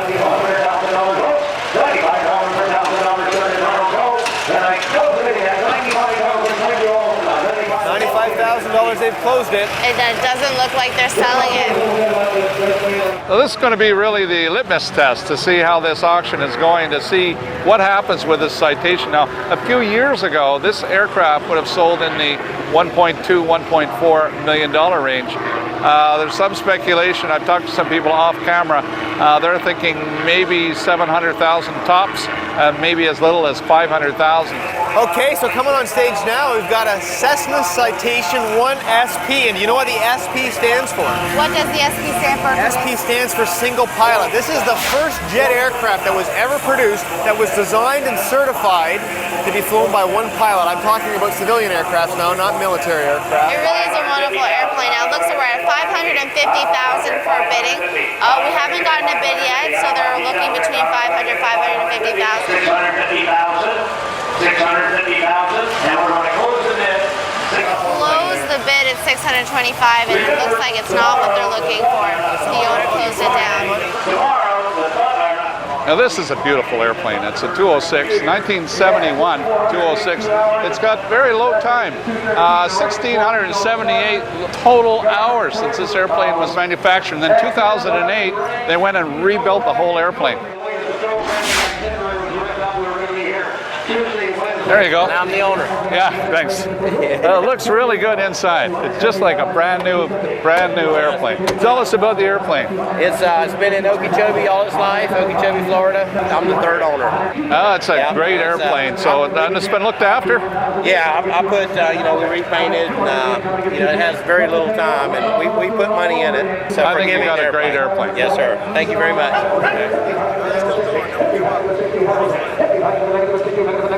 They seem to have a bid for about $50,000. They're looking for $60,000, if I'm understanding what I'm hearing. So it looks like we've got a bid at $65,000. They're waiting to see if maybe we'll get another one. Looks like they're going to be closing the bidding very soon. Oh, we have $67,000. Look, it's exciting. Oh, $72,500 we're at. There's two guys over here who want this airplane. I think so. It's hot now. Yeah. Oh, they're waiting for $77,000. I think they've got a $75,000 I think they do. I think it's going to be sold. Final call.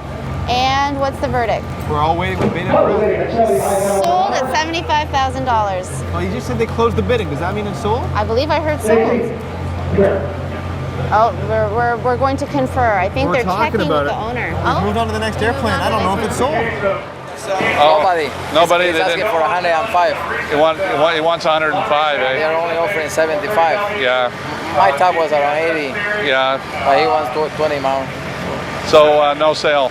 So far, unless he goes down a little bit. Yeah, so are they going to negotiate something maybe tonight? With him. Yeah. You will? Will you talk to him directly now? Or I already talked to him earlier. Okay. Well, congratulations. I hope you can put the deal together. Thank you. Hopefully. While the Sun and Fun auction turned out to be more for spectators than for real buyers, there was some intense bidding and some really unique aircraft. Buying an aircraft on the spot with a whole slew of competitive buyers around you is not for everyone, but for at least one pilot at Sun and Fun, it couldn't be better. The Aviators, for everyone who has ever gazed skywards. For more information on today's segments, visit www.theaviators.tv.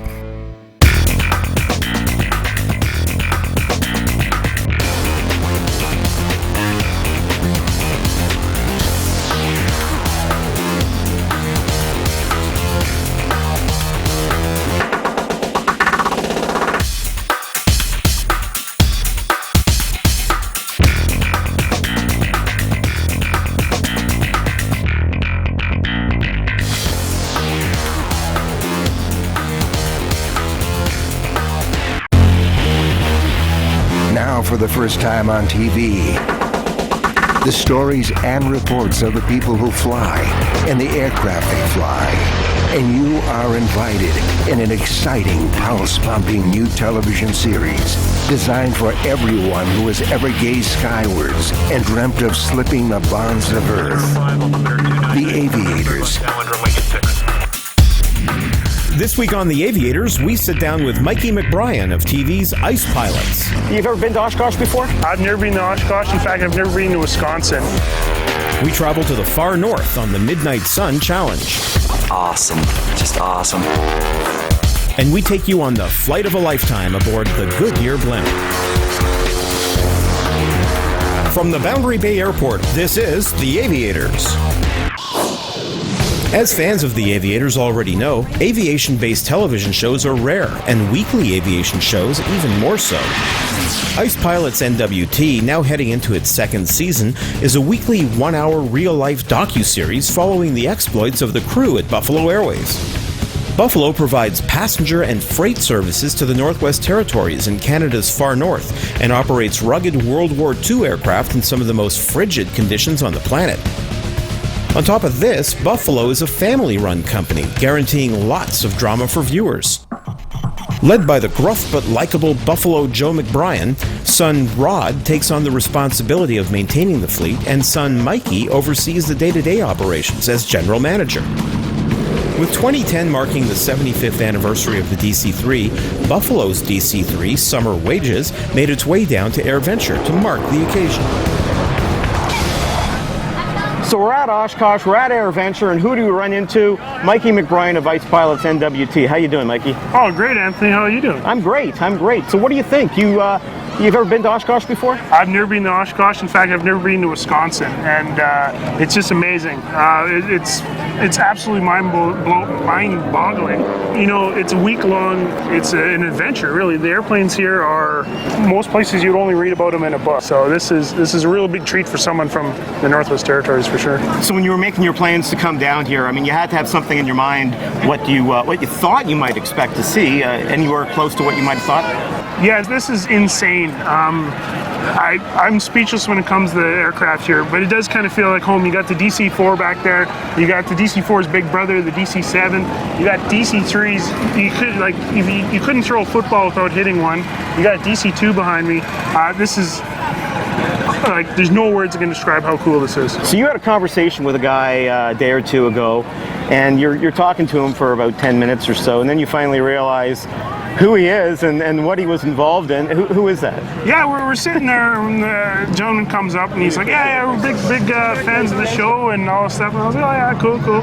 And this other guy comes up and says, hey, you're the guy who landed the jet in the Hudson. I'm like, what? Is this Jeff? Yeah, this is the guy who landed.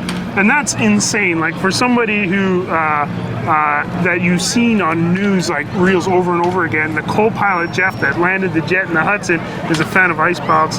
Blows me away. That is definitely, I'd be here for another 3 weeks. That'd definitely be the highlight. So let's talk about Buffalo.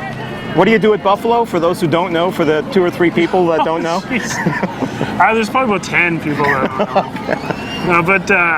Yeah, I'm the general manager, which basically is kind of funny because I never ever had a title until the TV show came out, and they couldn't call me, something I had a swear word in it. So we just picked the name I had, and we say general manager. But basically, I just do what my father tells me, like any good son should do. So we operate DC-3s, DC-4s, C-46s, Canadair, CL-215s, anything with a radial engine, we kind of fly up there in northern Canada. Now, of course, there's Ice Pilots NWT. Mm-hmm. So you go from being the general manager of Buffalo, working for your dad, and then all of a sudden, you're a TV star. Yeah, that really came out of nowhere. I'm just an underachieving kid from Hay River. I don't deserve any accolades. I was just sitting in the office one day, just normal day, and a producer from Vancouver, David Gullison, phones up and says, hey, I read an article of you in the Globe Mail, you want to be on TV? I was like, sure. That's one step closer to being a Simpsons character, which is my ultimate goal. I said, I jumped on the next WestJet flight down to Vancouver. I brought a bunch of newspaper clippings. We laid it on the table, and I said, what kind of story do you want to do? And he basically said, let's do it all. So we shot a pilot, we showed it to History Television, and said, not only do we want it, we're going to buy 13 one-hour episodes now. And then after that, it was kind of like a hobby, but now we're like, oh crap, we got to do the show. What are we going to do? So there's a little bit of nervousness. We started shooting. My father didn't believe it the whole time. It took him about 3 months. You know, his camera guys running around filming him, and he was basically, why are you guys wasting your money for? We're not busy. There's nothing special's happening. But when you watch the show, it's like, oh yeah, we changed an engine at -40. I didn't even remember that. Like, so the good thing about the show, it's kind of like a yearbook. You just like, you know, you go to school, you get your yearbook, and you can remember. We got a good gift, which is the show, which we can now look back, and our great grandkids will be so sick of ice pilots. So how often do you get out of Northwest Territories? I mean, now you're here in Oshkosh, but do you kind of tour a little bit? I mean, how recognized are you? How many swarms of fans come around you? Actually, we're really lucky because in Yellowknife, because of the first season Ice Road Truckers was shot there, everyone's really jaded when it comes to television and stuff like that, and it's such a small community that it really, in Yellowknife, it's really humbling. You know, everyone's just normal, no one treats you any different, they spit at you just like they spit at you before the TV show. So it's normal. This is the first event since the show aired that we actually went to, and it blows my mind that the amount of people that come up and the amount of Australians and New Zealand and UK and Ireland and places that I would love to visit one day are coming up saying you don't have to visit, you're in my living room every week, which is totally blows my mind. Wow, awesome. So what are your plans for the rest of the week here? Well, actually, the NWT, tourism donated this golf cart to us. So I'm planning just to cruise around the golf cart and look around at all the different airplanes. Everywhere you look, every time you stop, you're talking to somebody, turn around, there's a new airplane standing there. So the boys at EAA, I don't know where they find these airplanes, but they found them.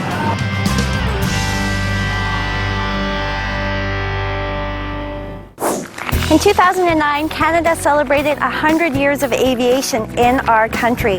To celebrate that and to mark that amazing date, we had over 100 pilots fly coast to coast, Vancouver to Quebec, Nova Scotia. At the end of it, there was so much camaraderie and so much excitement, we couldn't let it end there. That very night, the Century of Flight Club was formed. We decided that this year, 2010, we had to do it again. So off we flew to Whitehorse, and here we are. Beautiful location, a ton of people, so much excitement. We're really happy to be here. Known as the Midnight Sun Challenge, this 100 aircraft flight was led by the Aviators creator, John Lovelace. Oh, well, that's good. So you knew we were heading up. That I put a smile on my face. John brought together a team of pilots and coordinators to help organize this momentous flight. With representatives from national and regional commercial airlines, air traffic control, and search and rescue, the flight brought together over 200 people in more than 100 airplanes. Unlike the flight in 2009, this flight did not originate from a single location. Instead, 2 legs were launched, from the east and from the west. The eastern group of 50 airplanes departed from Barrie, Ontario, and made overnight stops in Thunder Bay, Ontario, Brandon, Manitoba, and Wetaskiwin, Alberta, before arriving in the Yukon capital of Whitehorse. I used to live up here. This is like coming home again. It's just awesome. Just awesome. I'm glad everybody made it okay, and I understand there's still a few more to come, but the weather's nice and the hospitality's great here, so. Another 40 airplanes marshaled in Quesnel, British Columbia, and made the flight to Whitehorse. It's a terrific flight. Everything is, I'll tell you one thing, the weather here in British Columbia is a lot nicer than it was in Alberta. All of you came up yesterday? No, a couple of us come last night. These guys come this morning. You come today. The full line of Cessna aircraft, from 172s to Caravans, found their way to the Yukon. Joining the Cessnas were a variety of Piper-built aircraft, Vans RVs, and some exotic aircraft, such as this Chinese-built Nanchang CJ-6 trainer. The CJ-6 was the Chinese People's Liberation Army Air Force's answer to the Soviet Yak-18. Featuring a 285 horsepower radial engine, over 3,000 of these aircraft were built and saw service in over 10 different countries. Today, approximately 200 of these aircraft are in the hands of private owners, and this example was a welcomed addition to the 2010 flight.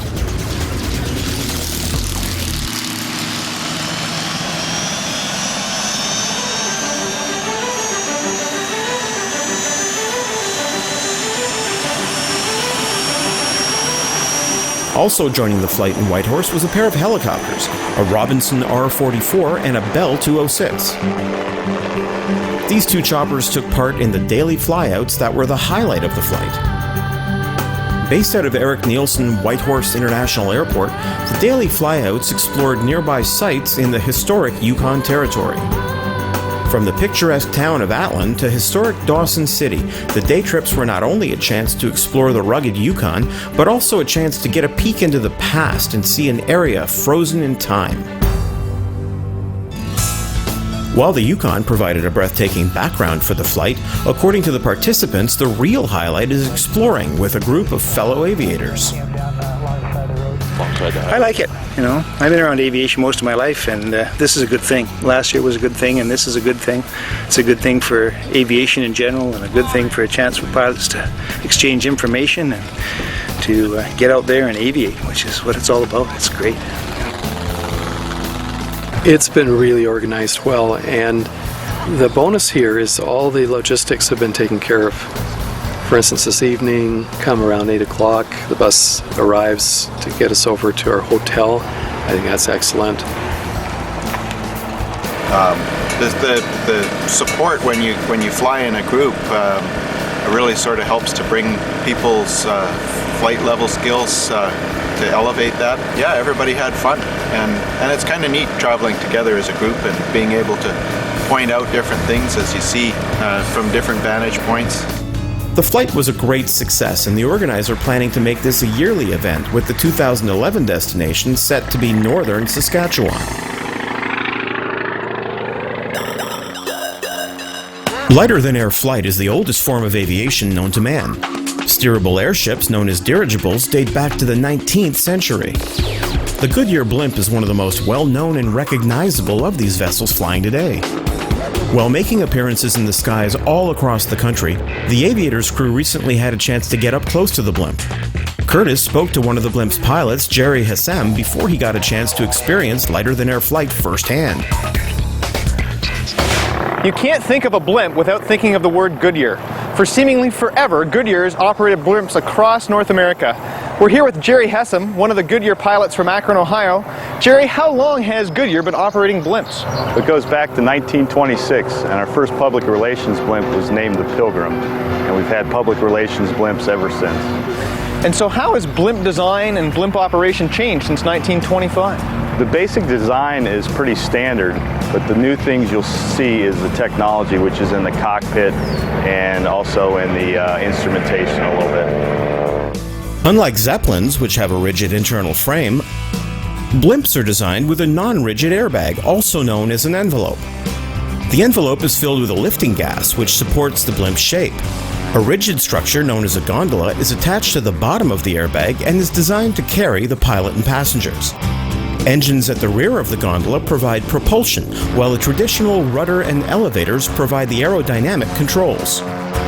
This type of flying does have its own quirks, and Goodyear only hires pilots who are already licensed on more traditional aircraft. Now, one of the first things that comes to my mind is, how do you get interested? How do you become a blimp pilot? Each pilot has his own story, but I started as an A&P mechanic with a Goodyear Tire and Rubber Company. And I also had my fixed wing license commercially, and that's how I got started with Goodyear. I spent time as a mechanic, then moved into the pilot's position. So you actually worked on the blimps before you flew them? Yes, I did. Wow, that's quite a transition. And it was quite challenging because usually aircraft are stationary, but the blimp moves on the mast all the time, so that was quite a challenge. So now where does a person go to actually get a blimp license? Presumably you didn't have that when you started. We train right in Goodyear, and you come to Goodyear with a commercial helicopter license or a commercial fixed wing license. We train the pilot in the left seat, and it takes about 300 to 400 hours and about 6 to 12 months of training. Curtis was lucky enough to ride along with Jerry on a flight. Getting the blimp up in the air, however, is an interesting experience. Takeoff in the Goodyear blimp is unlike any other aircraft. The gas used in the blimp is helium, which provides constant lift and pulls the blimp away from the Earth. Because of this, the airship is either constantly tethered to a mast or held by the ground crew. If the ground crew were to let go or the airship broke free of its tether, it would simply float away. While this would get the blimp into the air eventually, it would neither be an efficient nor a controllable way of traveling. So instead, the ground crew actually bounces the ship off the ground.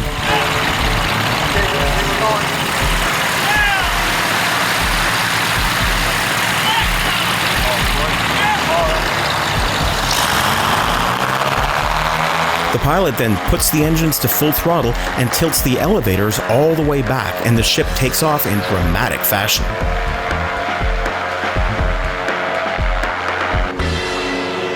While gaining altitude, the aircraft pitches up at an angle of 15 degrees.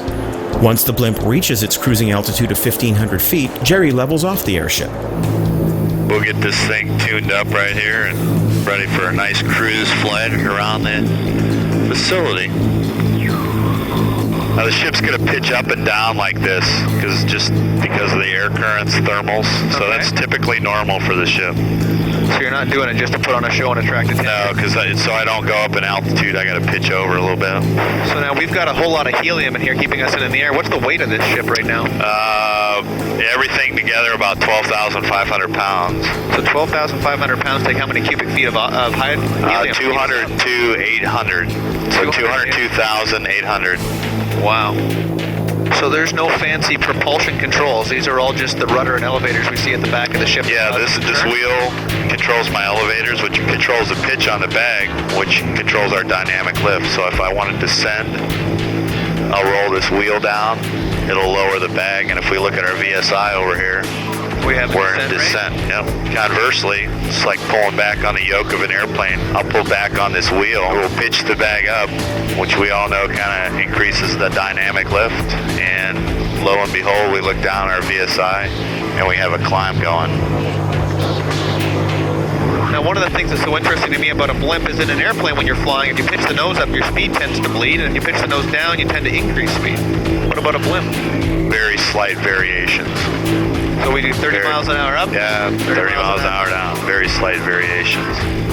Steering, turning left and right, is accomplished by pure yaw. The pedals down in front control the rudders back and forth like a rudder of a boat. So if I want to go left, I'll push that left rudder, and these are geared, and the other one will come back towards me. Then we'll go into a left turn. The controls are like a conventional airplane, and they have to have air flowing over them for them to function then. Yeah, exactly. And you had mentioned how we stop the movement. Watch this. You go a little bit opposite rudder, wait on it, wait on it, wait on it, then you neutralize. And there you have it right there. I mean, that's it. As you remember, you have 12,000 pounds moving in one direction, so it takes time and opposite force to stop the turn. Now, it sounds kind of silly, but it feels like we're just sort of sitting here floating. There's no real sensation of movement or not the usual sensations you feel in an airplane. An airplane, correct. And it's just more like floating, and you're almost like you're in a bubble. The blimp floats along at speeds of just 30 to 35 miles per hour. This allows the occasional lucky passenger to really take in the Earth around them, and if the weather is right, you can even open the windows and feel the breeze moving past. So now there's two engines in the back of this blimp that power us. What kind of engines are they? Those are Continental IO360s. They're injected, opposed, and 360 cubic inches. So 200 horsepower and airplane engines, basically. 210 horsepower engines, and they're 6 cylinders. Now the propellers on this being fully reversing, that's a bit unusual for a fixed-wing airplane with a piston and power plant. You're exactly right. We can go into beta and reverse in flight, which you're not going to see too often. As the blimp moves through the air, the pressure inside the envelope can fluctuate. 2 compartments within the blimp, called ballonets, are filled with air and are designed to balance out the pressure. As the helium inside the envelope expands, Jerry has to vent air out of the ballonets. If the helium were to contract, scoops behind the engines can pull air back into the ballonets. Not maintaining careful, constant pressure would cause the envelopes to lose their shape and could potentially collapse. This careful pressure dance, along with the sheer size of the blimp, can make for some interesting flying. So what do you think are some of the most tricky things about learning to fly a blimp? Learning to fly a blimp is different from the aircraft because an aircraft you're used to having a wide open runway in front of you, 3,000 feet, 5,000 feet. With a blimp, as you see, we're landing in Pioneer Field, tight area. Yeah. So I've got to be used to obstacles. I have to be used to the size of the airship. It's 200 foot long, 192 to be exact, but it's a large. I have 100 feet in front of me and 100 feet behind me, so I got to be aware of that. So those are some of the things I'm concerned about. Also, I'm concerned about the winds. Sometimes the winds shift a little bit back and forth, and we have such a large sail area, the ship could be, turned a little bit. So I have to anticipate that. That's why the crew chief holds a windsock all the time, so I can see exactly what the wind's doing before I get there. So now you actually fly this blimp to all the different events that you fly over. You're right. The ship flies wherever it goes. So when we have to move it, we put 2 pilots in here, and we'll share the duties. We'll fly an hour on and an hour off in the ship, and our travels take us about 8 to 10 hours a day, but it's all based on distance. Okay. And when we get to our destination, we'll put the mast up that you see on Pioneer Field there, and we'll put the ship on it, go to the hotel, have a good dinner, and get up the next day and move. Operating a blimp is not as simple as some might think. Pressure within the envelope has to be maintained even while on the ground, and takeoff and landing require the help of a sizable ground crew. Now, logistically, there was a whole lot of people that had a hold of those ropes. How many people travel with the blimp? There's 21 of us on the road, 16 crew members, 4 pilots, and 1 public relations manager. That comprises the crew. And also, you probably saw the vehicles on the ground. We have a tour bus and a tractor-trailer rig that houses all our tools and spare equipment for the airship. Now, you mentioned that somebody's with this blimp 24 hours a day when it's on the road, so somebody guards this all the time, even when it's in the hangar? You're exactly right. Even at the hangar watch, somebody will be there. So when we're back in the hangar, the ship will be watched. So from birth to retirement, somebody's watching over this airship 24 hours a day? Correct. Landing the Spirit of Goodyear is extremely complicated and requires Jerry's full concentration. We can see the runway at Pioneer Airfield in Oshkosh, and we can see the crew members, the 16 crew members lined up in a V formation. And in the middle, we can see somebody's holding a windsock, which is helping Jerry get an idea of exactly which way he's got to approach.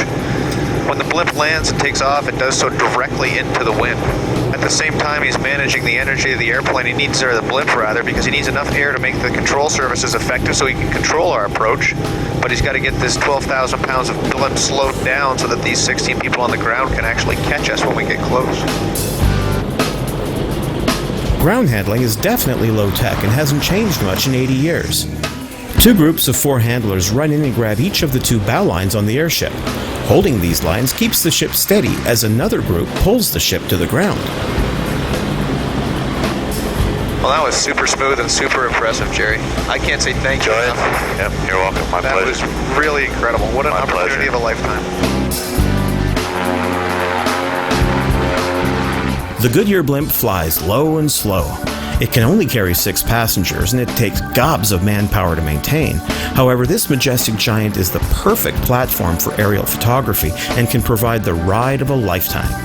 But the real achievement for this flying machine is that it's burned the name Goodyear into the minds of several generations of Americans.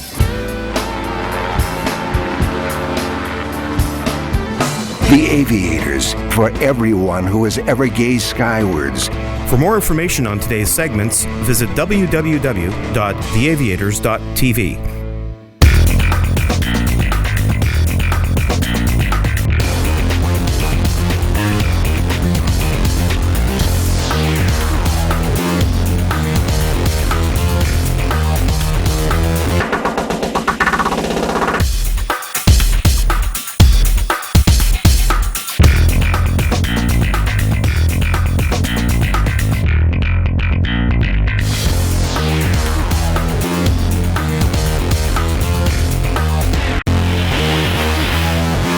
for the first time on TV. The stories and reports of the people who fly and the aircraft they fly.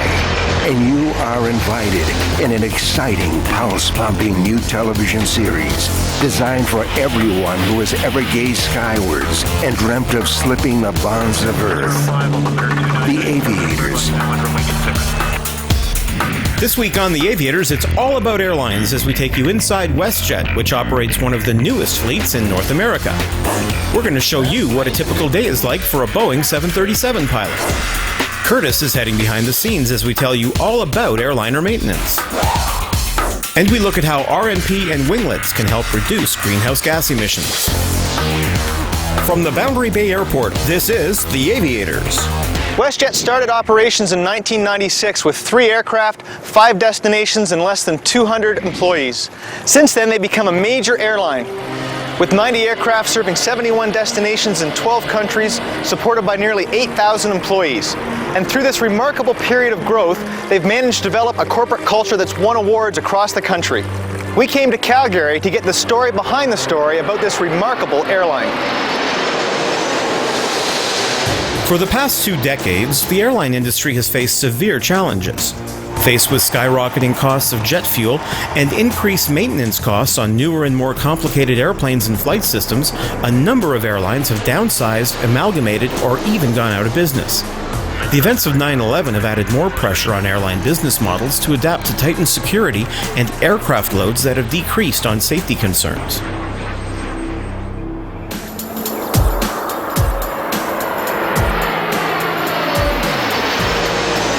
Despite this hostile business environment, WestJet has managed to not only stay afloat, but to also expand.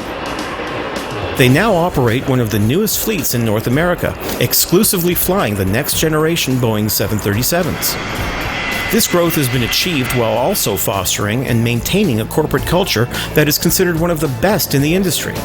The majority of the company's employees, known as WestJetters, are also owners as a result of an ambitious employee stock purchase program. The idea behind this being that the more employees care about the customers and about the company, the more successful they'll become as a whole. A culture like this starts straight from the top, and to find out more, Curtis spoke to one of the company's vice presidents, Richard Bartram. WestJet has also taken the lead on the environment, and Richard told us all about it. WestJet's known around the world as an airline that innovates. It innovates in its approach to growth and innovates in its approach to improving efficiencies. We're here talking to Richard. One of the things that's unique about WestJet is its innovative approach to environmental issues. Yeah, I mean, really for us, the environment certainly is an important component of a lot of the work that we do here at WestJet, but really it's driven from an efficiency perspective. The more efficient we can make ourselves as an airline, that's better for the guests that are flying with us, better for the shareholder, and ultimately better for the environment. Now we're in kind of a unique new building that WestJet built to kind of get everybody together. Yeah, this is our pride and joy. This is the WestJet campus building located here in Calgary. 6-story, little over 300,000 square foot campus. Prior to moving in here last year, we were in 7 buildings located across the city. So we're always in the wrong place at the wrong time, and for an airline that prides itself on being on time, not a good position to be in. So we built this and opened it up in April of 2009 and been here ever since. While bringing their employees together at the Calgary campus is certainly a boost to WestJet's corporate culture, it also has a number of environmental benefits as well. Built to a Leadership in Energy and Environmental Design, or LEED standard, the building is projected to save approximately 1,250 tons of CO2 emissions per year. It's just one of the building blocks of their environmental strategy. Yeah, certainly there's a number of things that we do from an environmental perspective and from an efficiency perspective, and really it gets down to 5 pillars. Fleet renewal that we have undertaken over the last several years. We were flying Boeing 737-200s prior to the next generation fleet coming on board with WestJet, so that has been a dramatic shift for us.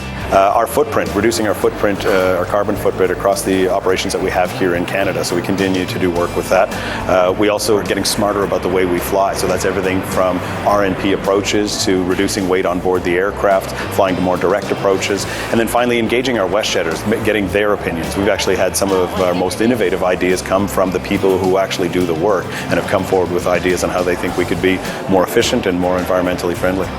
So for a guest that's flying on WestJet, how would they recognize these efficiencies?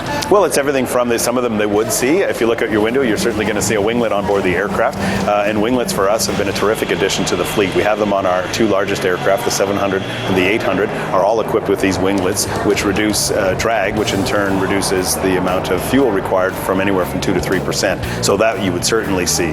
Things like RNP, which is required navigation performance, you wouldn't necessarily feel that. It would just be a different way of us approaching an airport in a more direct manner, which in turn reduces fuel, reducing the amount of potable water carried on board the aircraft you wouldn't necessarily see, but something that we actively work on to make sure that we're carrying the least amount of weight possible on board the aircraft. The more weight that's on board an aircraft, the more energy is required to get that aircraft in the air. That means more fuel gets used. With 430 flights a day, even a minor reduction in the weight of an aircraft can result in large savings of fuel and in CO2 emissions. One of the biggest ways WestJet reduced the weight is water. This idea came from a WestJetter where what we needed to do was carry the right amount of potable water on board the aircraft. Unfortunately, we didn't have external water gauges that would allow us to do that. So working with Boeing, we now have our fleet outfitted with external water gauges, and we're carrying the right amount of water for each of the destinations that we serve. Same thing with fuel. You don't fill the tanks up all the way if you're only flying from Calgary to Edmonton. You put the right amount of fuel on board because that fuel is excess weight. We've even looked at things, for example, our in-flight magazine, Up magazine, we changed the substrate, the paper that it's printed on, because having a lighter paper on board the aircraft, when you multiply it by the billions of seat miles that we're flying over the course of the year, that has an impact. So little 2 to 3% doesn't sound like much, but when you add it up and multiply it by the volume that we are flying over the course of the year, a significant impact on our operations. On a global scale, these efforts really don't have a huge effect. WestJet is just one company, and the aviation industry as a whole only accounts for 2% of worldwide greenhouse gas emissions. The easy way out would be to say, well, so what? We're only 2%, but we don't look at it that way. Most airlines don't look at it that way because it is how can we drive more efficiencies into the organization. Any efficiencies that we drive in are in turn a benefit to the environment. So that's the big thing for us is how can we be more efficient? That can actually make us a better airline and a more environmentally friendly airline, and that's what we drive towards.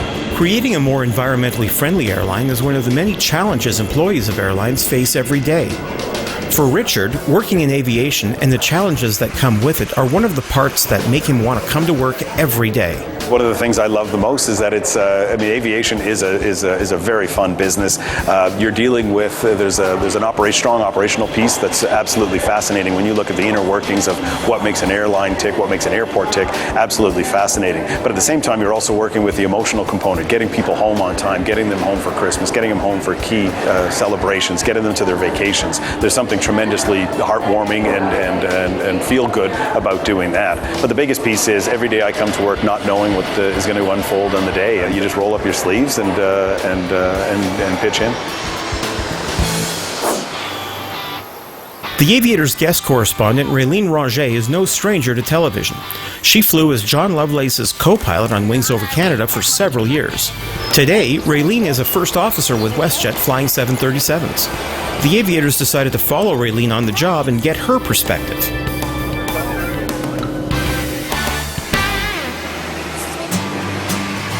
From a very early age, Raylene has been around airplanes, which has led her to where she is today.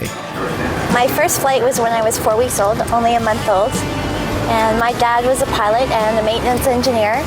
He loved flying in the bush. He loved the old radial engines. He loved straight floats. He was definitely an aviation enthusiast. I was a sidekick. I grew up in the right seat. And at a young age, I knew that I would get my pilot's license. I went to college when I was 18, and when I was 23, I realized that I really missed flying. So I came back to aviation. My dad was so excited. Soon after, unfortunately, he became quite sick with cancer. And 2 years he was sick with the disease and passed away. But he always said to me he knew I would fly for an airline. He just knew. So I think he'd be pretty happy. And here I am, flying for WestJet. I just can't believe it, living the dream. Much like her father, Raylene flew a variety of VFR bush planes for many years. After getting her instrument rating, Raylene flew for regional airlines based out of Vancouver. When not on an overnight at one of WestJet's many destinations, Raylene makes her way from home to Vancouver International Airport where she joins her fellow WestJetters. Years of flying VFR was a one-man band, or girl band. I had to fuel the aircraft, check the weather. I still have the same concerns here at WestJet, but now I'm part of a team. I talk to my captain, meet the flight attendants, talk with them as well. So I'm on my way now to check the gate, and we're going to have our briefing. I'm just going to look for my flight. I see it up there. It looks like we're at Alpha 4. Let's go meet the crew. Prior to every flight, the pilot, the co-pilot, and the lead flight attendant meet to go over the details of the flight. Okay, we're going to Calgary until 005, 40. How many guests will be on board? Looks like we're going to have 87 guests in the back. What the weather en route is expected to be like. Gusty winds out of the north. Any expected turbulence. Probably a few bumps on it. And any issues with the in-flight entertainment. Once the aircraft pulls up to the gate, both the pilot and co-pilot begin their pre-flight checks. And just like a Cessna 172, it's up to one of them to get on the ground and do the pre-flight walk-around. Right now I'm just looking in the blades to make sure there's no chips or anything that's bent. Just carrying on, walking around. So we've already looked at the back here of the engine. We're just going to walk the wing to make sure there's no bumps or scrapes or anything that we missed along the way. Just walking the fuselage, again, to make sure there's no damage. Just checking here to make sure there's no hydraulic fluid anywhere inside. Also just making sure our gauges are looking correct. General walkthrough. While the pre-flight walk-around may be similar to that of a 172, a next-gen 737 is a much more complex aircraft. This, along with the responsibility of transporting hundreds of passengers every day, means that these aircraft are held to a much stricter maintenance schedule. While in Calgary, Curtis found out all about how WestJet maintains their 737s. Every day, about 35,000 commercial aircraft crisscross the skies over North America. There's more than 5,000 in the air right now. The reliability and safety record of the airline industry is no accident. Today, the Aviators are going to take you behind the scenes at WestJet to find out what it takes to keep their fleet of Boeing 737s ready for takeoff. To keep their 737s flying, WestJet operates a massive facility in Calgary as well as maintenance stations all across the country. Vice President Russ White is responsible for overseeing the 450 employees who maintain WestJet's 90 aircraft. Russ spoke to Curtis while WestJet's crews were performing a 6-month inspection on one of their 737-600s.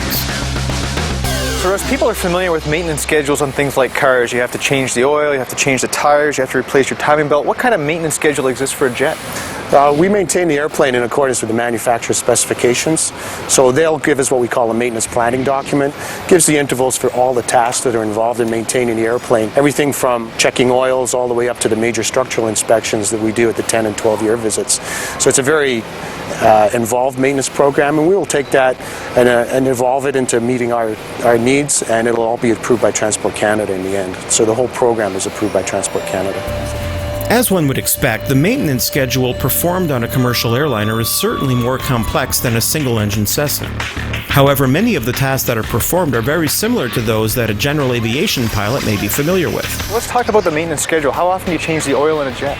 Actually, there's no requirement to change the oil in the jet.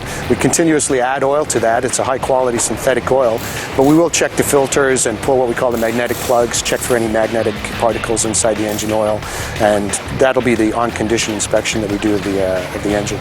So how often does an engine last on a jet airplane? Well, barring any major events like a bird strike or something like that, we expect our engines to go to what we call life-limited parts, the interval. So probably about 20,000 cycles for the engines is what we expect to get the life out of those engines, being a very reliable engine. Now, how often do you have to change the tires on a jet? Tires typically, though, it depends on the season we're operating in. They don't last as long in a hot environment in the summertime. So probably about 250 landings we'll get out of each tire. For the 6-month check that this 737-600 is undergoing, WestJet has to pull the aircraft out of rotation for 2 days. This allows them to thoroughly clean the aircraft, lubricate any necessary parts, and change any belts and filters. In addition to the 6-month check, a week-long structural inspection of the aircraft takes place every 2 years. Otherwise, the majority of the maintenance on the aircraft is done at night. Now, most of your aircraft are out on revenue flights during the day, so I imagine this place is hopping at night. What would we see if we came here late at night? Well, late at night, you'd see more than one airplane in the hangar. Airplanes make money out on the line. So probably about 14 airplanes here. Some would be up at the ramp, some would be in the other 2 bays we have here in Calgary, and we'd be doing what we call phase checks on those airplanes, or engine inspections that come due as well. So the guys are phasing that maintenance into overnight tasks, and we don't have to take the airplane out of service for extended periods of time. So one of the things that I guess must happen is that your aircraft fly back and forth across the continent all the time. There's got to be unscheduled things that happen. How do you manage that as an airline? All airplanes are constantly in contact with what we call our maintenance control center, which is staffed 24 hours a day, 7 days a week. So if there's a problem on the airplane, we'll have guys all across Canada who are available to go out and fix that airplane depending upon what the snag is. So what kind of things happen in the course of a day? It can be anything. I mean, there's so many systems on the airplane. It can anything. The guys can be called out to change a guest seatbelt, anything to a tire change, a brake change, or any snag that the pilot may discover in the operation of the airplane during the day. Occasionally, the pilots can find potential snags during the walk-around inspection or while inspecting the cabin. Today, Raylene completed her walk-around without finding any problems, and she moves quickly inside to help prepare the cabin for departure. On WestJet flights, the captain and first officer are responsible for every aspect of the aircraft. This means they take part in grooming the cabin and actually check the seatbelts. After completing the cabin check, Raylene heads to the cockpit where she completes a pre-flight checklist with the captain. Once this is complete, she enters the current conditions into the aircraft's ACARS, or Aircraft Communication Addressing and Reporting System. Well, I'm just going to enter in the information here. We have the ACAR takeoff conditions, so we're going to put that in right now in terms of what we have for the runway conditions, wet runway, the winds. I'm going to send it off, and it comes back incredibly fast. As I was saying before, it used to be all me when I was flying VFR. Now, part of the team. We send this off, they calculate it for us, and let us know what numbers are going to work. This flight is the beginning of a pairing with this pilot for Raylene. She'll work 4 days with this captain and then have another 4 days off. Today for me it's a beginning of a pairing, and I operate one flight going to Calgary, and I'm just going to put in the information. I basically get here, check in for my flight. We did our crew briefing, and now it's just a short hop over to Calgary. So it's a nice short day for me. Raylene has to complete her pre-flight and then is off to Calgary. The passengers are boarding, and shortly the plane will taxi out onto the runway and take off into the air. Off we go. An hour and 1 minute in the air. For their takeoffs and landings, WestJet employs a technique known as RNP, or Required Navigation Performance. Richard mentioned this earlier, but to get the in-depth details, Curtis spoke with WestJet's Director of Flight Technical Operations, Darcy Granley. First question is, what does RNP stand for, and what is RNP? RNP is called Required Navigation Performance, and basically it's a method of navigation, and essentially it's using satellite-based nav aids to provide navigational guidance to airplanes. So Darcy, WestJet's one of very few airlines in the world and the only airline in Canada to fly RNP approaches.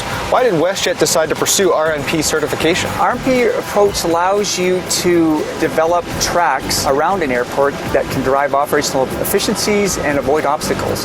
It allows for more flexibility in the design of an approach. For example, with traditional navigational approaches, they're straight-line approaches with very little flexibility deviating left or right of a runway. RNP approaches, you can design them so that they have curves in them, they can avoid obstacles, you can drive efficiencies in terms of shortening the tracks as you fly an approach down to a threshold of a runway. An RNP approach, you can get as close as 3 to 4 miles when you're establishing on final, and again, that's reducing track miles of anywhere up to 7 to 10 miles in terms of reduced track miles, and it can be greater than that in some of our airports. Almost all commercial aircraft fly IFR, or Instrument Flight Rules. This means the pilots don't actually have to see where they're going, but can rely on what their instruments are telling them. By using GPS and RNP, pilots can actually achieve safer instrument approaches than they normally would. There are essentially two types of approaches when you fly an airplane under instrument conditions. One is a precision approach, where you fly constant angle descent down to a decision point just near the threshold of a runway.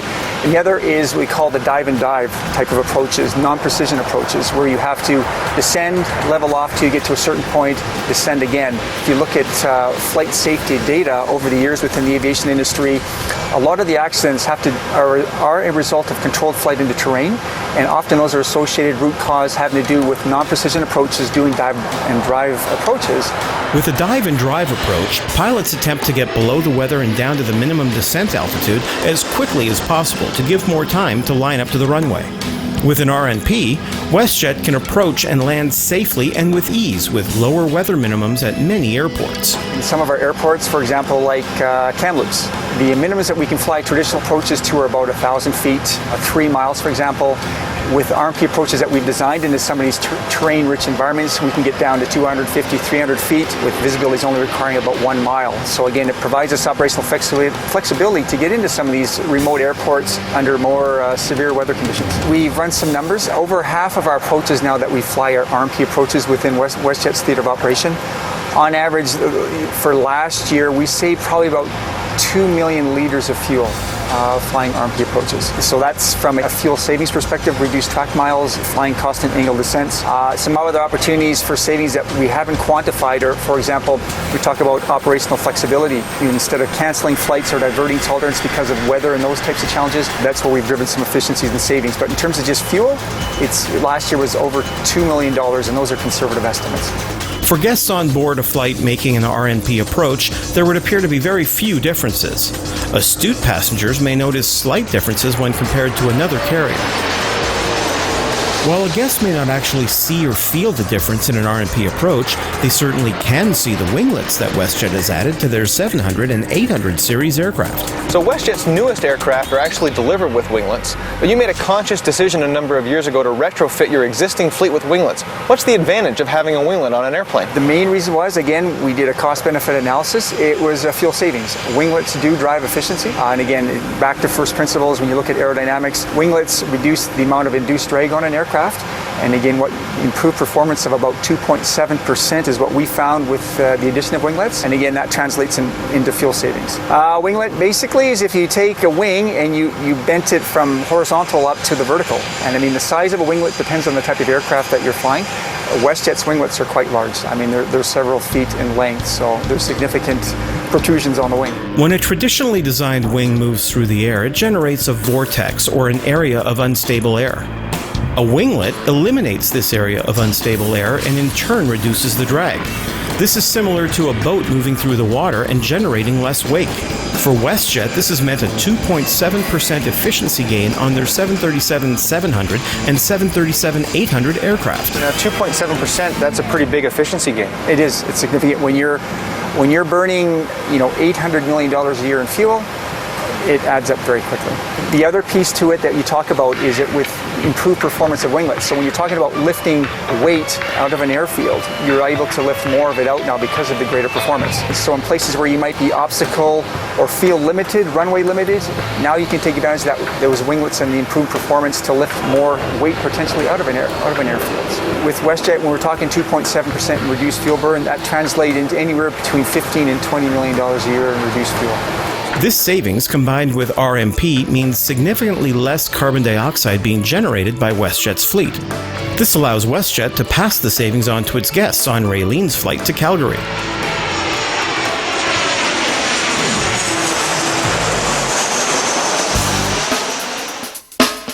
After making a successful RNP landing and pulling up to the gate, Raylene and her captain go through the shutdown checklist. Fuel pumps. They are off. Flight deck access system switch.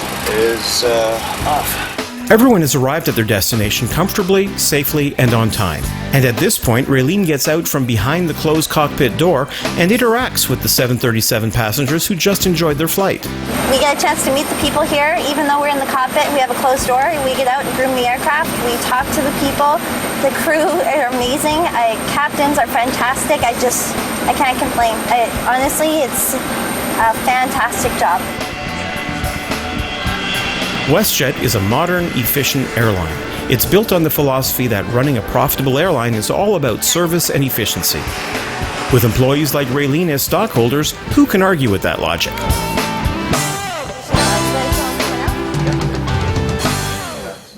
The Aviators, for everyone who has ever gazed skywards. For more information on today's segments, visit www.theaviators.tv.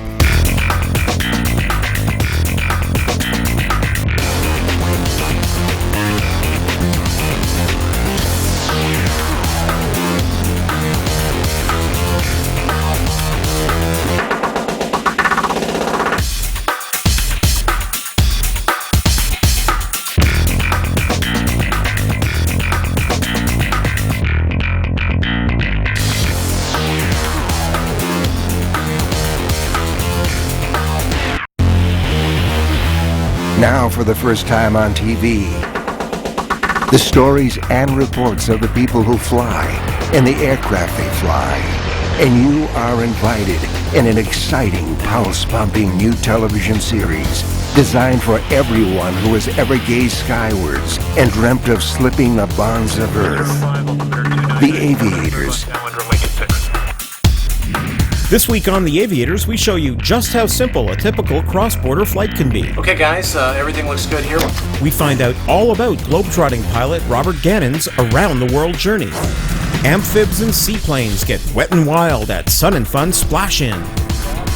And we see how a pilot and his Lake Buccaneer are helping the environment. From the Boundary Bay Airport, this is The Aviators. General aviation pilots in Canada and the United States share the same enjoyment of the freedom of the skies. For the most part, they can head out to their local airfield, jump in their airplane, and fly to wherever they please. A big exception to this is when they have to cross the border into the neighbor's country. For some pilots, the simple thought of crossing the border is horrifying. They have tons of questions running through their head and fear potentially serious consequences. Will I have to file a mountain of paperwork? What happens if I do that wrong? What if the border guards don't like me? Are they going to tear apart and search my airplane? When I cross the border, am I going to be greeted by jet fighters? Given heightened border security, it's understandable that pilots may have some of these fears. However, on today's Aviators, we'll show you a typical cross-border flight that's actually a lot simpler than most people think. Today we're heading from Canada into the United States. Our departure point is the Brampton Flight Center just outside Toronto, and we've selected Chicago Executive Airport in Chicago, Illinois as our destination. Today's flight will be taking us through clouds, and we've filed an instrument flight plan. The flight will also take us over two Great Lakes, Lake Huron and Lake Michigan. And as we approach the American coast of Lake Huron, we cross the American border with little fanfare and no fighter interception. Approaching a waypoint over the Peck, Michigan VOR, I make first contact with American Air Traffic Control. Cleveland Center, Charlie Foxtrot Lima Romeo India, reporting over Peck, level 4000. Charlie Foxtrot Lima Romeo India, Roger, report 10 miles southwest of Peck. We'll report 10 miles southwest of Peck, Charlie Fox Lima Romeo India. A short while later, and we're crossing over Lake Michigan and in the home stretch on our way to Chicago. All right, so we just crossed the Michigan border and we're now over Lake Michigan. The next time we see land in a few minutes will be Chicago. You know, pilots shouldn't be afraid to cross a border to either do a day trip or go on vacation, because, I mean, if that's where the sites are and that's where you want to go, you've got the freedom to fly. You shouldn't let a border stop you. There's really not a lot different than preparing for any other flight if that flight will take you across an international border. The only other thing that you really have to do is check in with customs. And when we touch down on Chicago, in the beautiful downtown Chicago area, as you'll see, we'll be greeted by the customs agents who will check us in, just like if you were at an international airport on an airliner or crossing a border in your car. Very much the same thing. Greeting us on the ground in Chicago were two very friendly Customs and Border Protection officers. Hey guys, welcome to Chicago Executive Airport. Go ahead and step off the airplane and we'll process your arrival. From the aircraft, we headed inside to clear everyone on board. Prior to the flight, I filed with CBP's EAPIS, or Electronic Advanced Passenger Information System. This notifies Customs and Border Protection who will be flying on board the aircraft, what we're carrying, what our exact routing will be, and what type of aircraft we'll be flying in on. I also phoned ahead to the port of entry that we were flying into. You can't just fly into any airport in the US or Canada. When flying into another country, the first airport you touch down at has to be the customs port of entry. What this really means is that there has to be a customs officer there to greet you, such as Officer Brian Bell. Today we have the arrival of an international flight. In the preparation, after the pilot in command files his EAPIS, we'll go ahead and run the names of the passengers and crew against various law enforcement databases. If everything comes back fine, we have no issues. If we have somebody of interest, we may send 2 or 3 officers out to greet the aircraft. Customs paperwork can always make people nervous, but according to Brian, they're there to help, and there's no need to worry if you make an honest mistake. In the event you should make an error in your EAPIS filing, or make a mistake in the entry process, our Customs and Border Protection officers are going to work with you. If it was an honest-to-goodness mistake, we're all human. We make mistakes. Inside the CBP office, Brian and his fellow officer check all of our passports, ask us a few simple questions. Any food, fruits, plants, agricultural products that you brought on the aircraft today? And check my pilot's license and medical certificate to make sure they're current. Okay guys, everything looks good here. We're just going to go outside for a moment and I'm going to do a quick radiation scan of the plane, okay? It's just that simple and easy, and according to Brian, this is how most border crossings go. Each general aviation flight that arrives in the United States and is processed through Customs and Border Protection is treated pretty much the same. We are really focused on not the 99% of the legitimate pilots out there. We're looking for that 1% who has harmful intent or is trying to bring something contrary to law into the United States. I've only had one incident where I've actually had to seize an aircraft. And that was a gentleman who was actually departing the United States, and he was smuggling weapons and gunpowder. He was flying onward to Africa. So we did seize the aircraft, and we actually held it for only about 24 hours because he was the pilot in command, but he wasn't the owner of the aircraft. We didn't feel it was right. We didn't believe that the leaseholder of the aircraft knew the pilot's intentions. So the pilot got in trouble and the owners got their airplane back.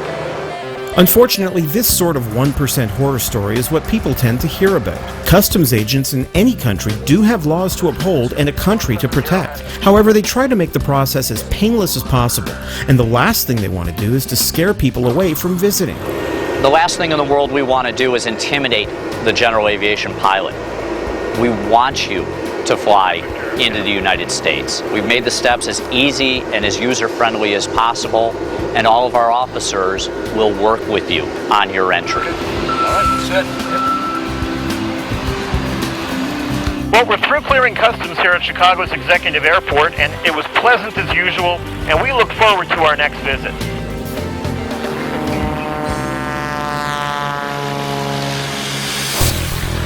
Luckily, our trip into the United States only involves 2 border crossings, one into the U.S. and another one back into Canada. But pilot Robert Gannon in his Cessna 182 has had to make countless border crossings. He's been on a 9-year odyssey which has taken him around the world. Robert recently touched down in Lucky Lady 2 at the Brampton Flying Club, where the Aviators had a chance to speak to him about his incredible journey. Bob, thanks for visiting with us. Nice to be here. Around the world, Bob. Literally, how many countries have you been in with this aircraft? Well, Lucky Lady 2 and I have been to 155 countries on all the continents. We've been west around the world in the southern hemisphere. We've been east around the world in the northern hemisphere, down to Antarctica and over the North Pole. In fact, Robert and his aircraft hold world records for having landed in the most countries and at the largest number of different airfields. While the pilots who have gone around the world the quickest usually get the most notoriety, speed is not Robert's goal. His journey started in 2000 in San Diego, California, and he's been crisscrossing the globe ever since. I left almost 10 years ago on this adventure. I'll fly so far, then I park the plane and take a commercial plane back home to take care of business and rob a bank to get some money to go back and do it again. So I've parked the plane now 37 different places in the world in that 9.5 years. And how far from the completion of your journey? I've about 6 months left. This leg I'm heading now from Toronto up into eastern Canada, Labrador, up to the top of Quebec, and then back down into the United States. I have landed in all of the states east of the Mississippi and all the provinces of Canada. I still have all the states west of the Mississippi and a bit more of western Mexico before I end up back in San Diego, California, where I started 9.5 years ago. Lucky Lady 2 is registered in California, but since his departure, the aircraft hasn't spent any time there. The initial leg of Robert's journey was the longest. Robert had to fly 18 hours from San Diego to Hawaii. With an 18-hour journey, we asked him what he would do to occupy his time. People oftentimes ask me, what do I do for 18 hours? Do I read a book? Do I listen to music? No. I have one engine, so I like to listen to the engine. Now I have to, because I don't have an autopilot, I have to fly the airplane. So 1 out of every 4 moments is readjusting your heading, because as you're flying for such a long period of time, the sun's constantly moving and you tend to stay where you were. So you're very easy to be 10 or 15 degrees off of course. When you're flying ocean, a foot short is still short. So you want to make sure you're going to get to where you want to be. This trip isn't the first time that Bob has attempted a flight around the world. In 1992, he took off in a Cherokee 6 and headed for Paris, France. Unfortunately, the trip was ended prematurely when he crashed the plane in Kenya. But this setback didn't stop Robert. He continued to fly for many years before attempting another trip. When you started this whole journey, you had how many hours? Well, in 1992, I left with 160 hours for Paris, and I crashed in Kenya with 295 hours in my logbook. And then for the next 8 years, I belonged to a flying club and just would go out and fly, but always thought about finishing that trip.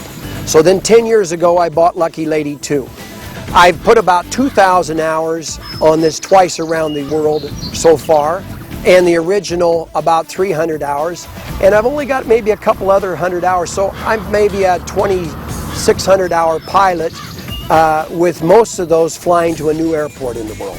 How do you prepare and deal with going into some countries that most general aviation pilots probably wouldn't think to fly into? I think probably an open mind. And people say, well, why do you do this? I'd have to say curiosity. I'm just curious. And I'm not afraid to do it. Flying across water in a single engine never scared me. Most commercial and good pilots, it does. I've been into Iran, Syria. I flew into Iraq on a medical mission with Lucky Lady. Oftentimes, from a distance, something looks like it's insurmountable. But if you'll get right up to the front door and knock, you'd be surprised how often the door opens up. And doors have opened up for Robert all around the world, including the Middle East. There he flew in formation with the Royal Jordanian Falcons, the Kingdom of Jordan's aerobatic demonstration team. According to Robert, this is not unusual, as in his experience, aviation bonds pilots regardless of where they fly in the world. For the most part, the people of the world are as good as people anywhere in the world. In aviation, I almost always leave my airplane to 36 different places with a pilot or with a mechanic. Aviation is an extremely tight organization. Everybody that's learned to fly a plane knows all the procedures, and the pilots in the world are extremely tight, fraternal group, and they're always willing to help someone that shows up by themselves along, and what do you need, how can I help you, that sort of thing. So I cannot say enough about the pilots of the world.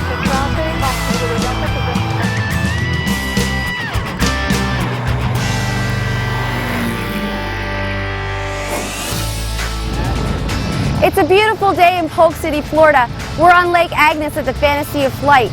Every year, hundreds of people make the pilgrimage down to this mecca of float planes. They've got a Twin CB, a Beaver, Cessna 172s on floats, as well as some ultralights. If you're a pilot and you like seaplanes, you need to come. Fantasy of Flight. While only a one-day event, the Sun and Fun Splash-In is a chance for float pilots to get together amidst the hustle and bustle of the much larger Sun and Fun Fly-In. It makes perfect sense that amphibian and floatplane pilots would look to gather in their natural habitat. A wide variety of aircraft took part in Splash-In, from Cessnas on floats to amphibious seaplanes such as the Lake or Seabee. Of course, organizing any sort of mass fly-in is a big job, and coordinating an event like this on water has additional challenges. To find out all about it, we spoke to event organizer Sharon Stebbins. What sort of problems do you encounter when organizing something like this? Well, there's logistics as far as buses are concerned, and bus schedules and bus drivers, and then of course you have all different positions that have to be filled in the tent. We have registration, getting the banquet tickets sold. We need to sell more or sell less, one or the other. Let's see, handicapped people that want to come in, and we need to get them in here and yet accommodate them, but yet at the same time have their cars not parked in here. Events like this are largely dependent on volunteers. From people parking airplanes to coordinating performances and competitions, everyone who takes part is doing it for the love of aviation and the enjoyment of being with other pilots. And happy volunteers come back year after year. Well, we have over 40 volunteers just in Seabirds alone. And so, like I say, it's scheduling all of them and putting them where they want to. And it all has to do with the people. If the job doesn't get done, you just move on and you try. And a lot of these volunteers have been here for a couple of years or more. Like one just said, "Ooh, don't forget I was 10 years. You know, this is my 10th year." So we got to make note of that. But a lot of them even longer than that. And they say, put me in the same position. So that makes it a lot easier when you're scheduling to put them in. You just look at what they did last year and you put them in this year and next year and so forth. For non-pilots, aside from seeing all of the unique seaplanes, there are planned events for spectators.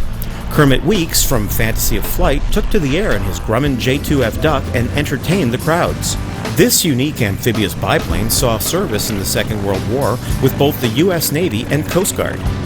Also taking place were a number of competitions, including a grapefruit drop, spot landing, and fastest takeoff competition. Huge. This has really been a great day. At least the wind has stayed down to 10 to 15 like it was forecast. If it had gone up for 10 to 20, a lot of these planes wouldn't be able to fly, especially the ultralights and the kites and the smaller planes. Have any of the planes not been able to get in because of the wind today, or have you been pretty lucky with that? They've all come in. They've Wonderful. All done it. You know, the Widgeon that went out earlier, he was afraid he might not be able to get on because of the winds, but he made it, and it was wonderful, and it's a beautiful airplane. We had a chance to talk to one of the fastest takeoff competitors about his unique home-built float plane. The plane here is a little over 400 pounds, and it's a 65 horsepower powered. Those floats are home-built also. Basically a snowmobile engine. It's a Rotex, which has been converted to air aviation use. 4 years old. It's a micro-mong. It's a replica of a 1950s pylon air racer. It'll run along at 90 mile an hour cruise, which is pretty good for a little plane. The wingspan on that is only 19 feet 6. It's what we call a scratch built. All I get was a set of drawings, and then you start getting tubing and learn how to weld. That's the great thing about the home-built movement, is that the FAA, it's licensed for educational purposes. So you get to use woods, you get to learn how to weld, go to schools and so on and so forth. I'm a certified aircraft welder now, 60 hours of welding. This is my 8th airplane, so probably if I was starting out to build this as an amateur the way I did 40 years ago, probably take 1,500 hours. You know, you learn how to plan in advance. In the end, the event was a success with well over 60 airplanes taking part and an ample number of spectators. The seaplane's pilots had an opportunity to get together and swap stories and techniques. For Sharon, this sense of community with fellow seabirds is the reason she and her husband continue to fly a lake and dedicate their time to this sort of event. Do you have a lot of young people trying to get involved in the splash-in? Sadly to say no, but a lot of new seaplane pilots really want to, and that's the thing. Seaplanes, we've been land pilots for many, many, many years. We've been married for 48 years, and we bought our first airplane the first year we were married, within 6 months of marriage. It was important to us.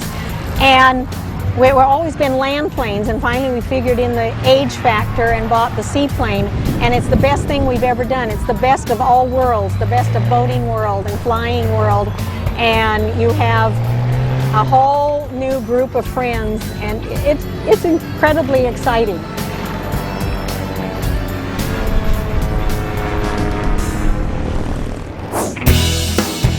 As aviators, we get to fly over incredible scenery. As this constant landscape of trees and lakes passes under our wings, it can be easy to take it all for granted. Many of the areas we fly over, however, may be facing environmental and man-made challenges. The boreal forest is one of the world's greatest remaining forests. In North America, it stretches from Alaska in the northwest all the way to Newfoundland in the east. A conservation group called the Canadian Boreal Initiative is spearheading protection and conservation efforts of this vast resource.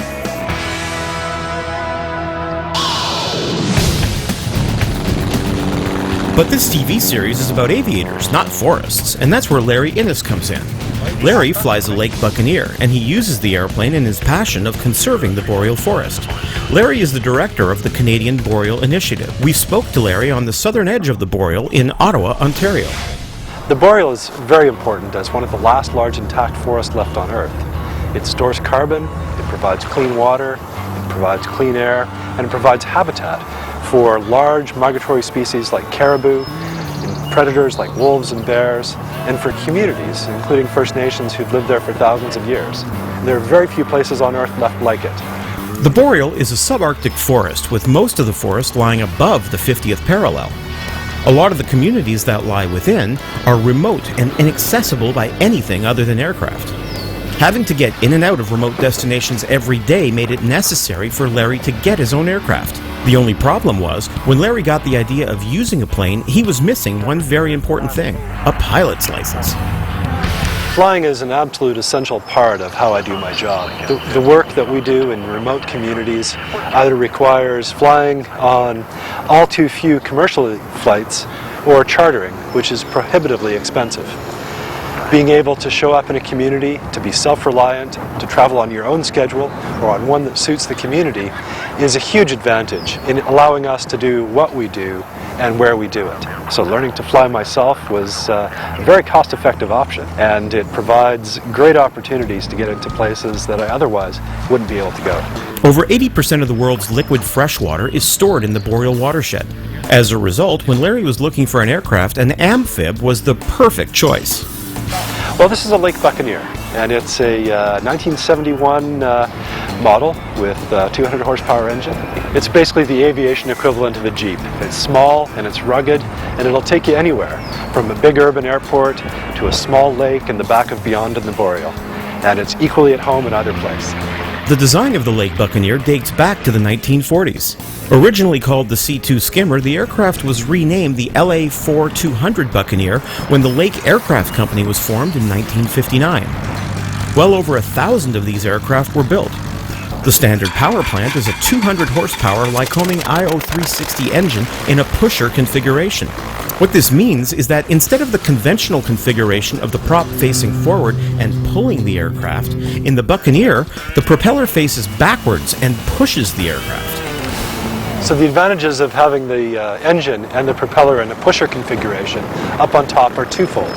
One, it keeps the prop out of the water, which is a very big advantage. And the second is that it gives you maximum thrust for the power of the engine. There's no fuselage in the way. So it makes 200 horses work very hard getting this off the water.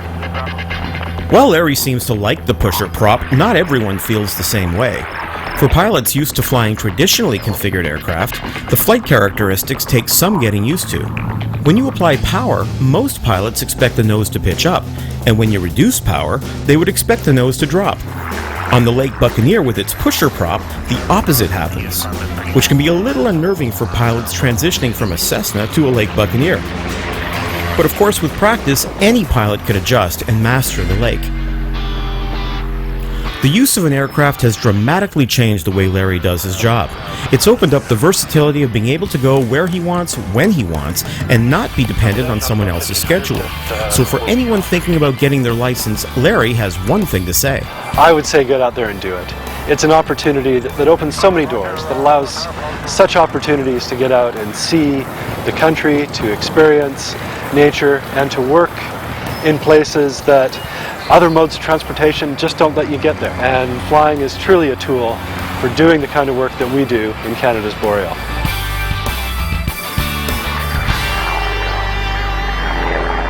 The Aviators, for everyone who has ever gazed skywards. For more information on today's segments, visit www.theaviators.tv.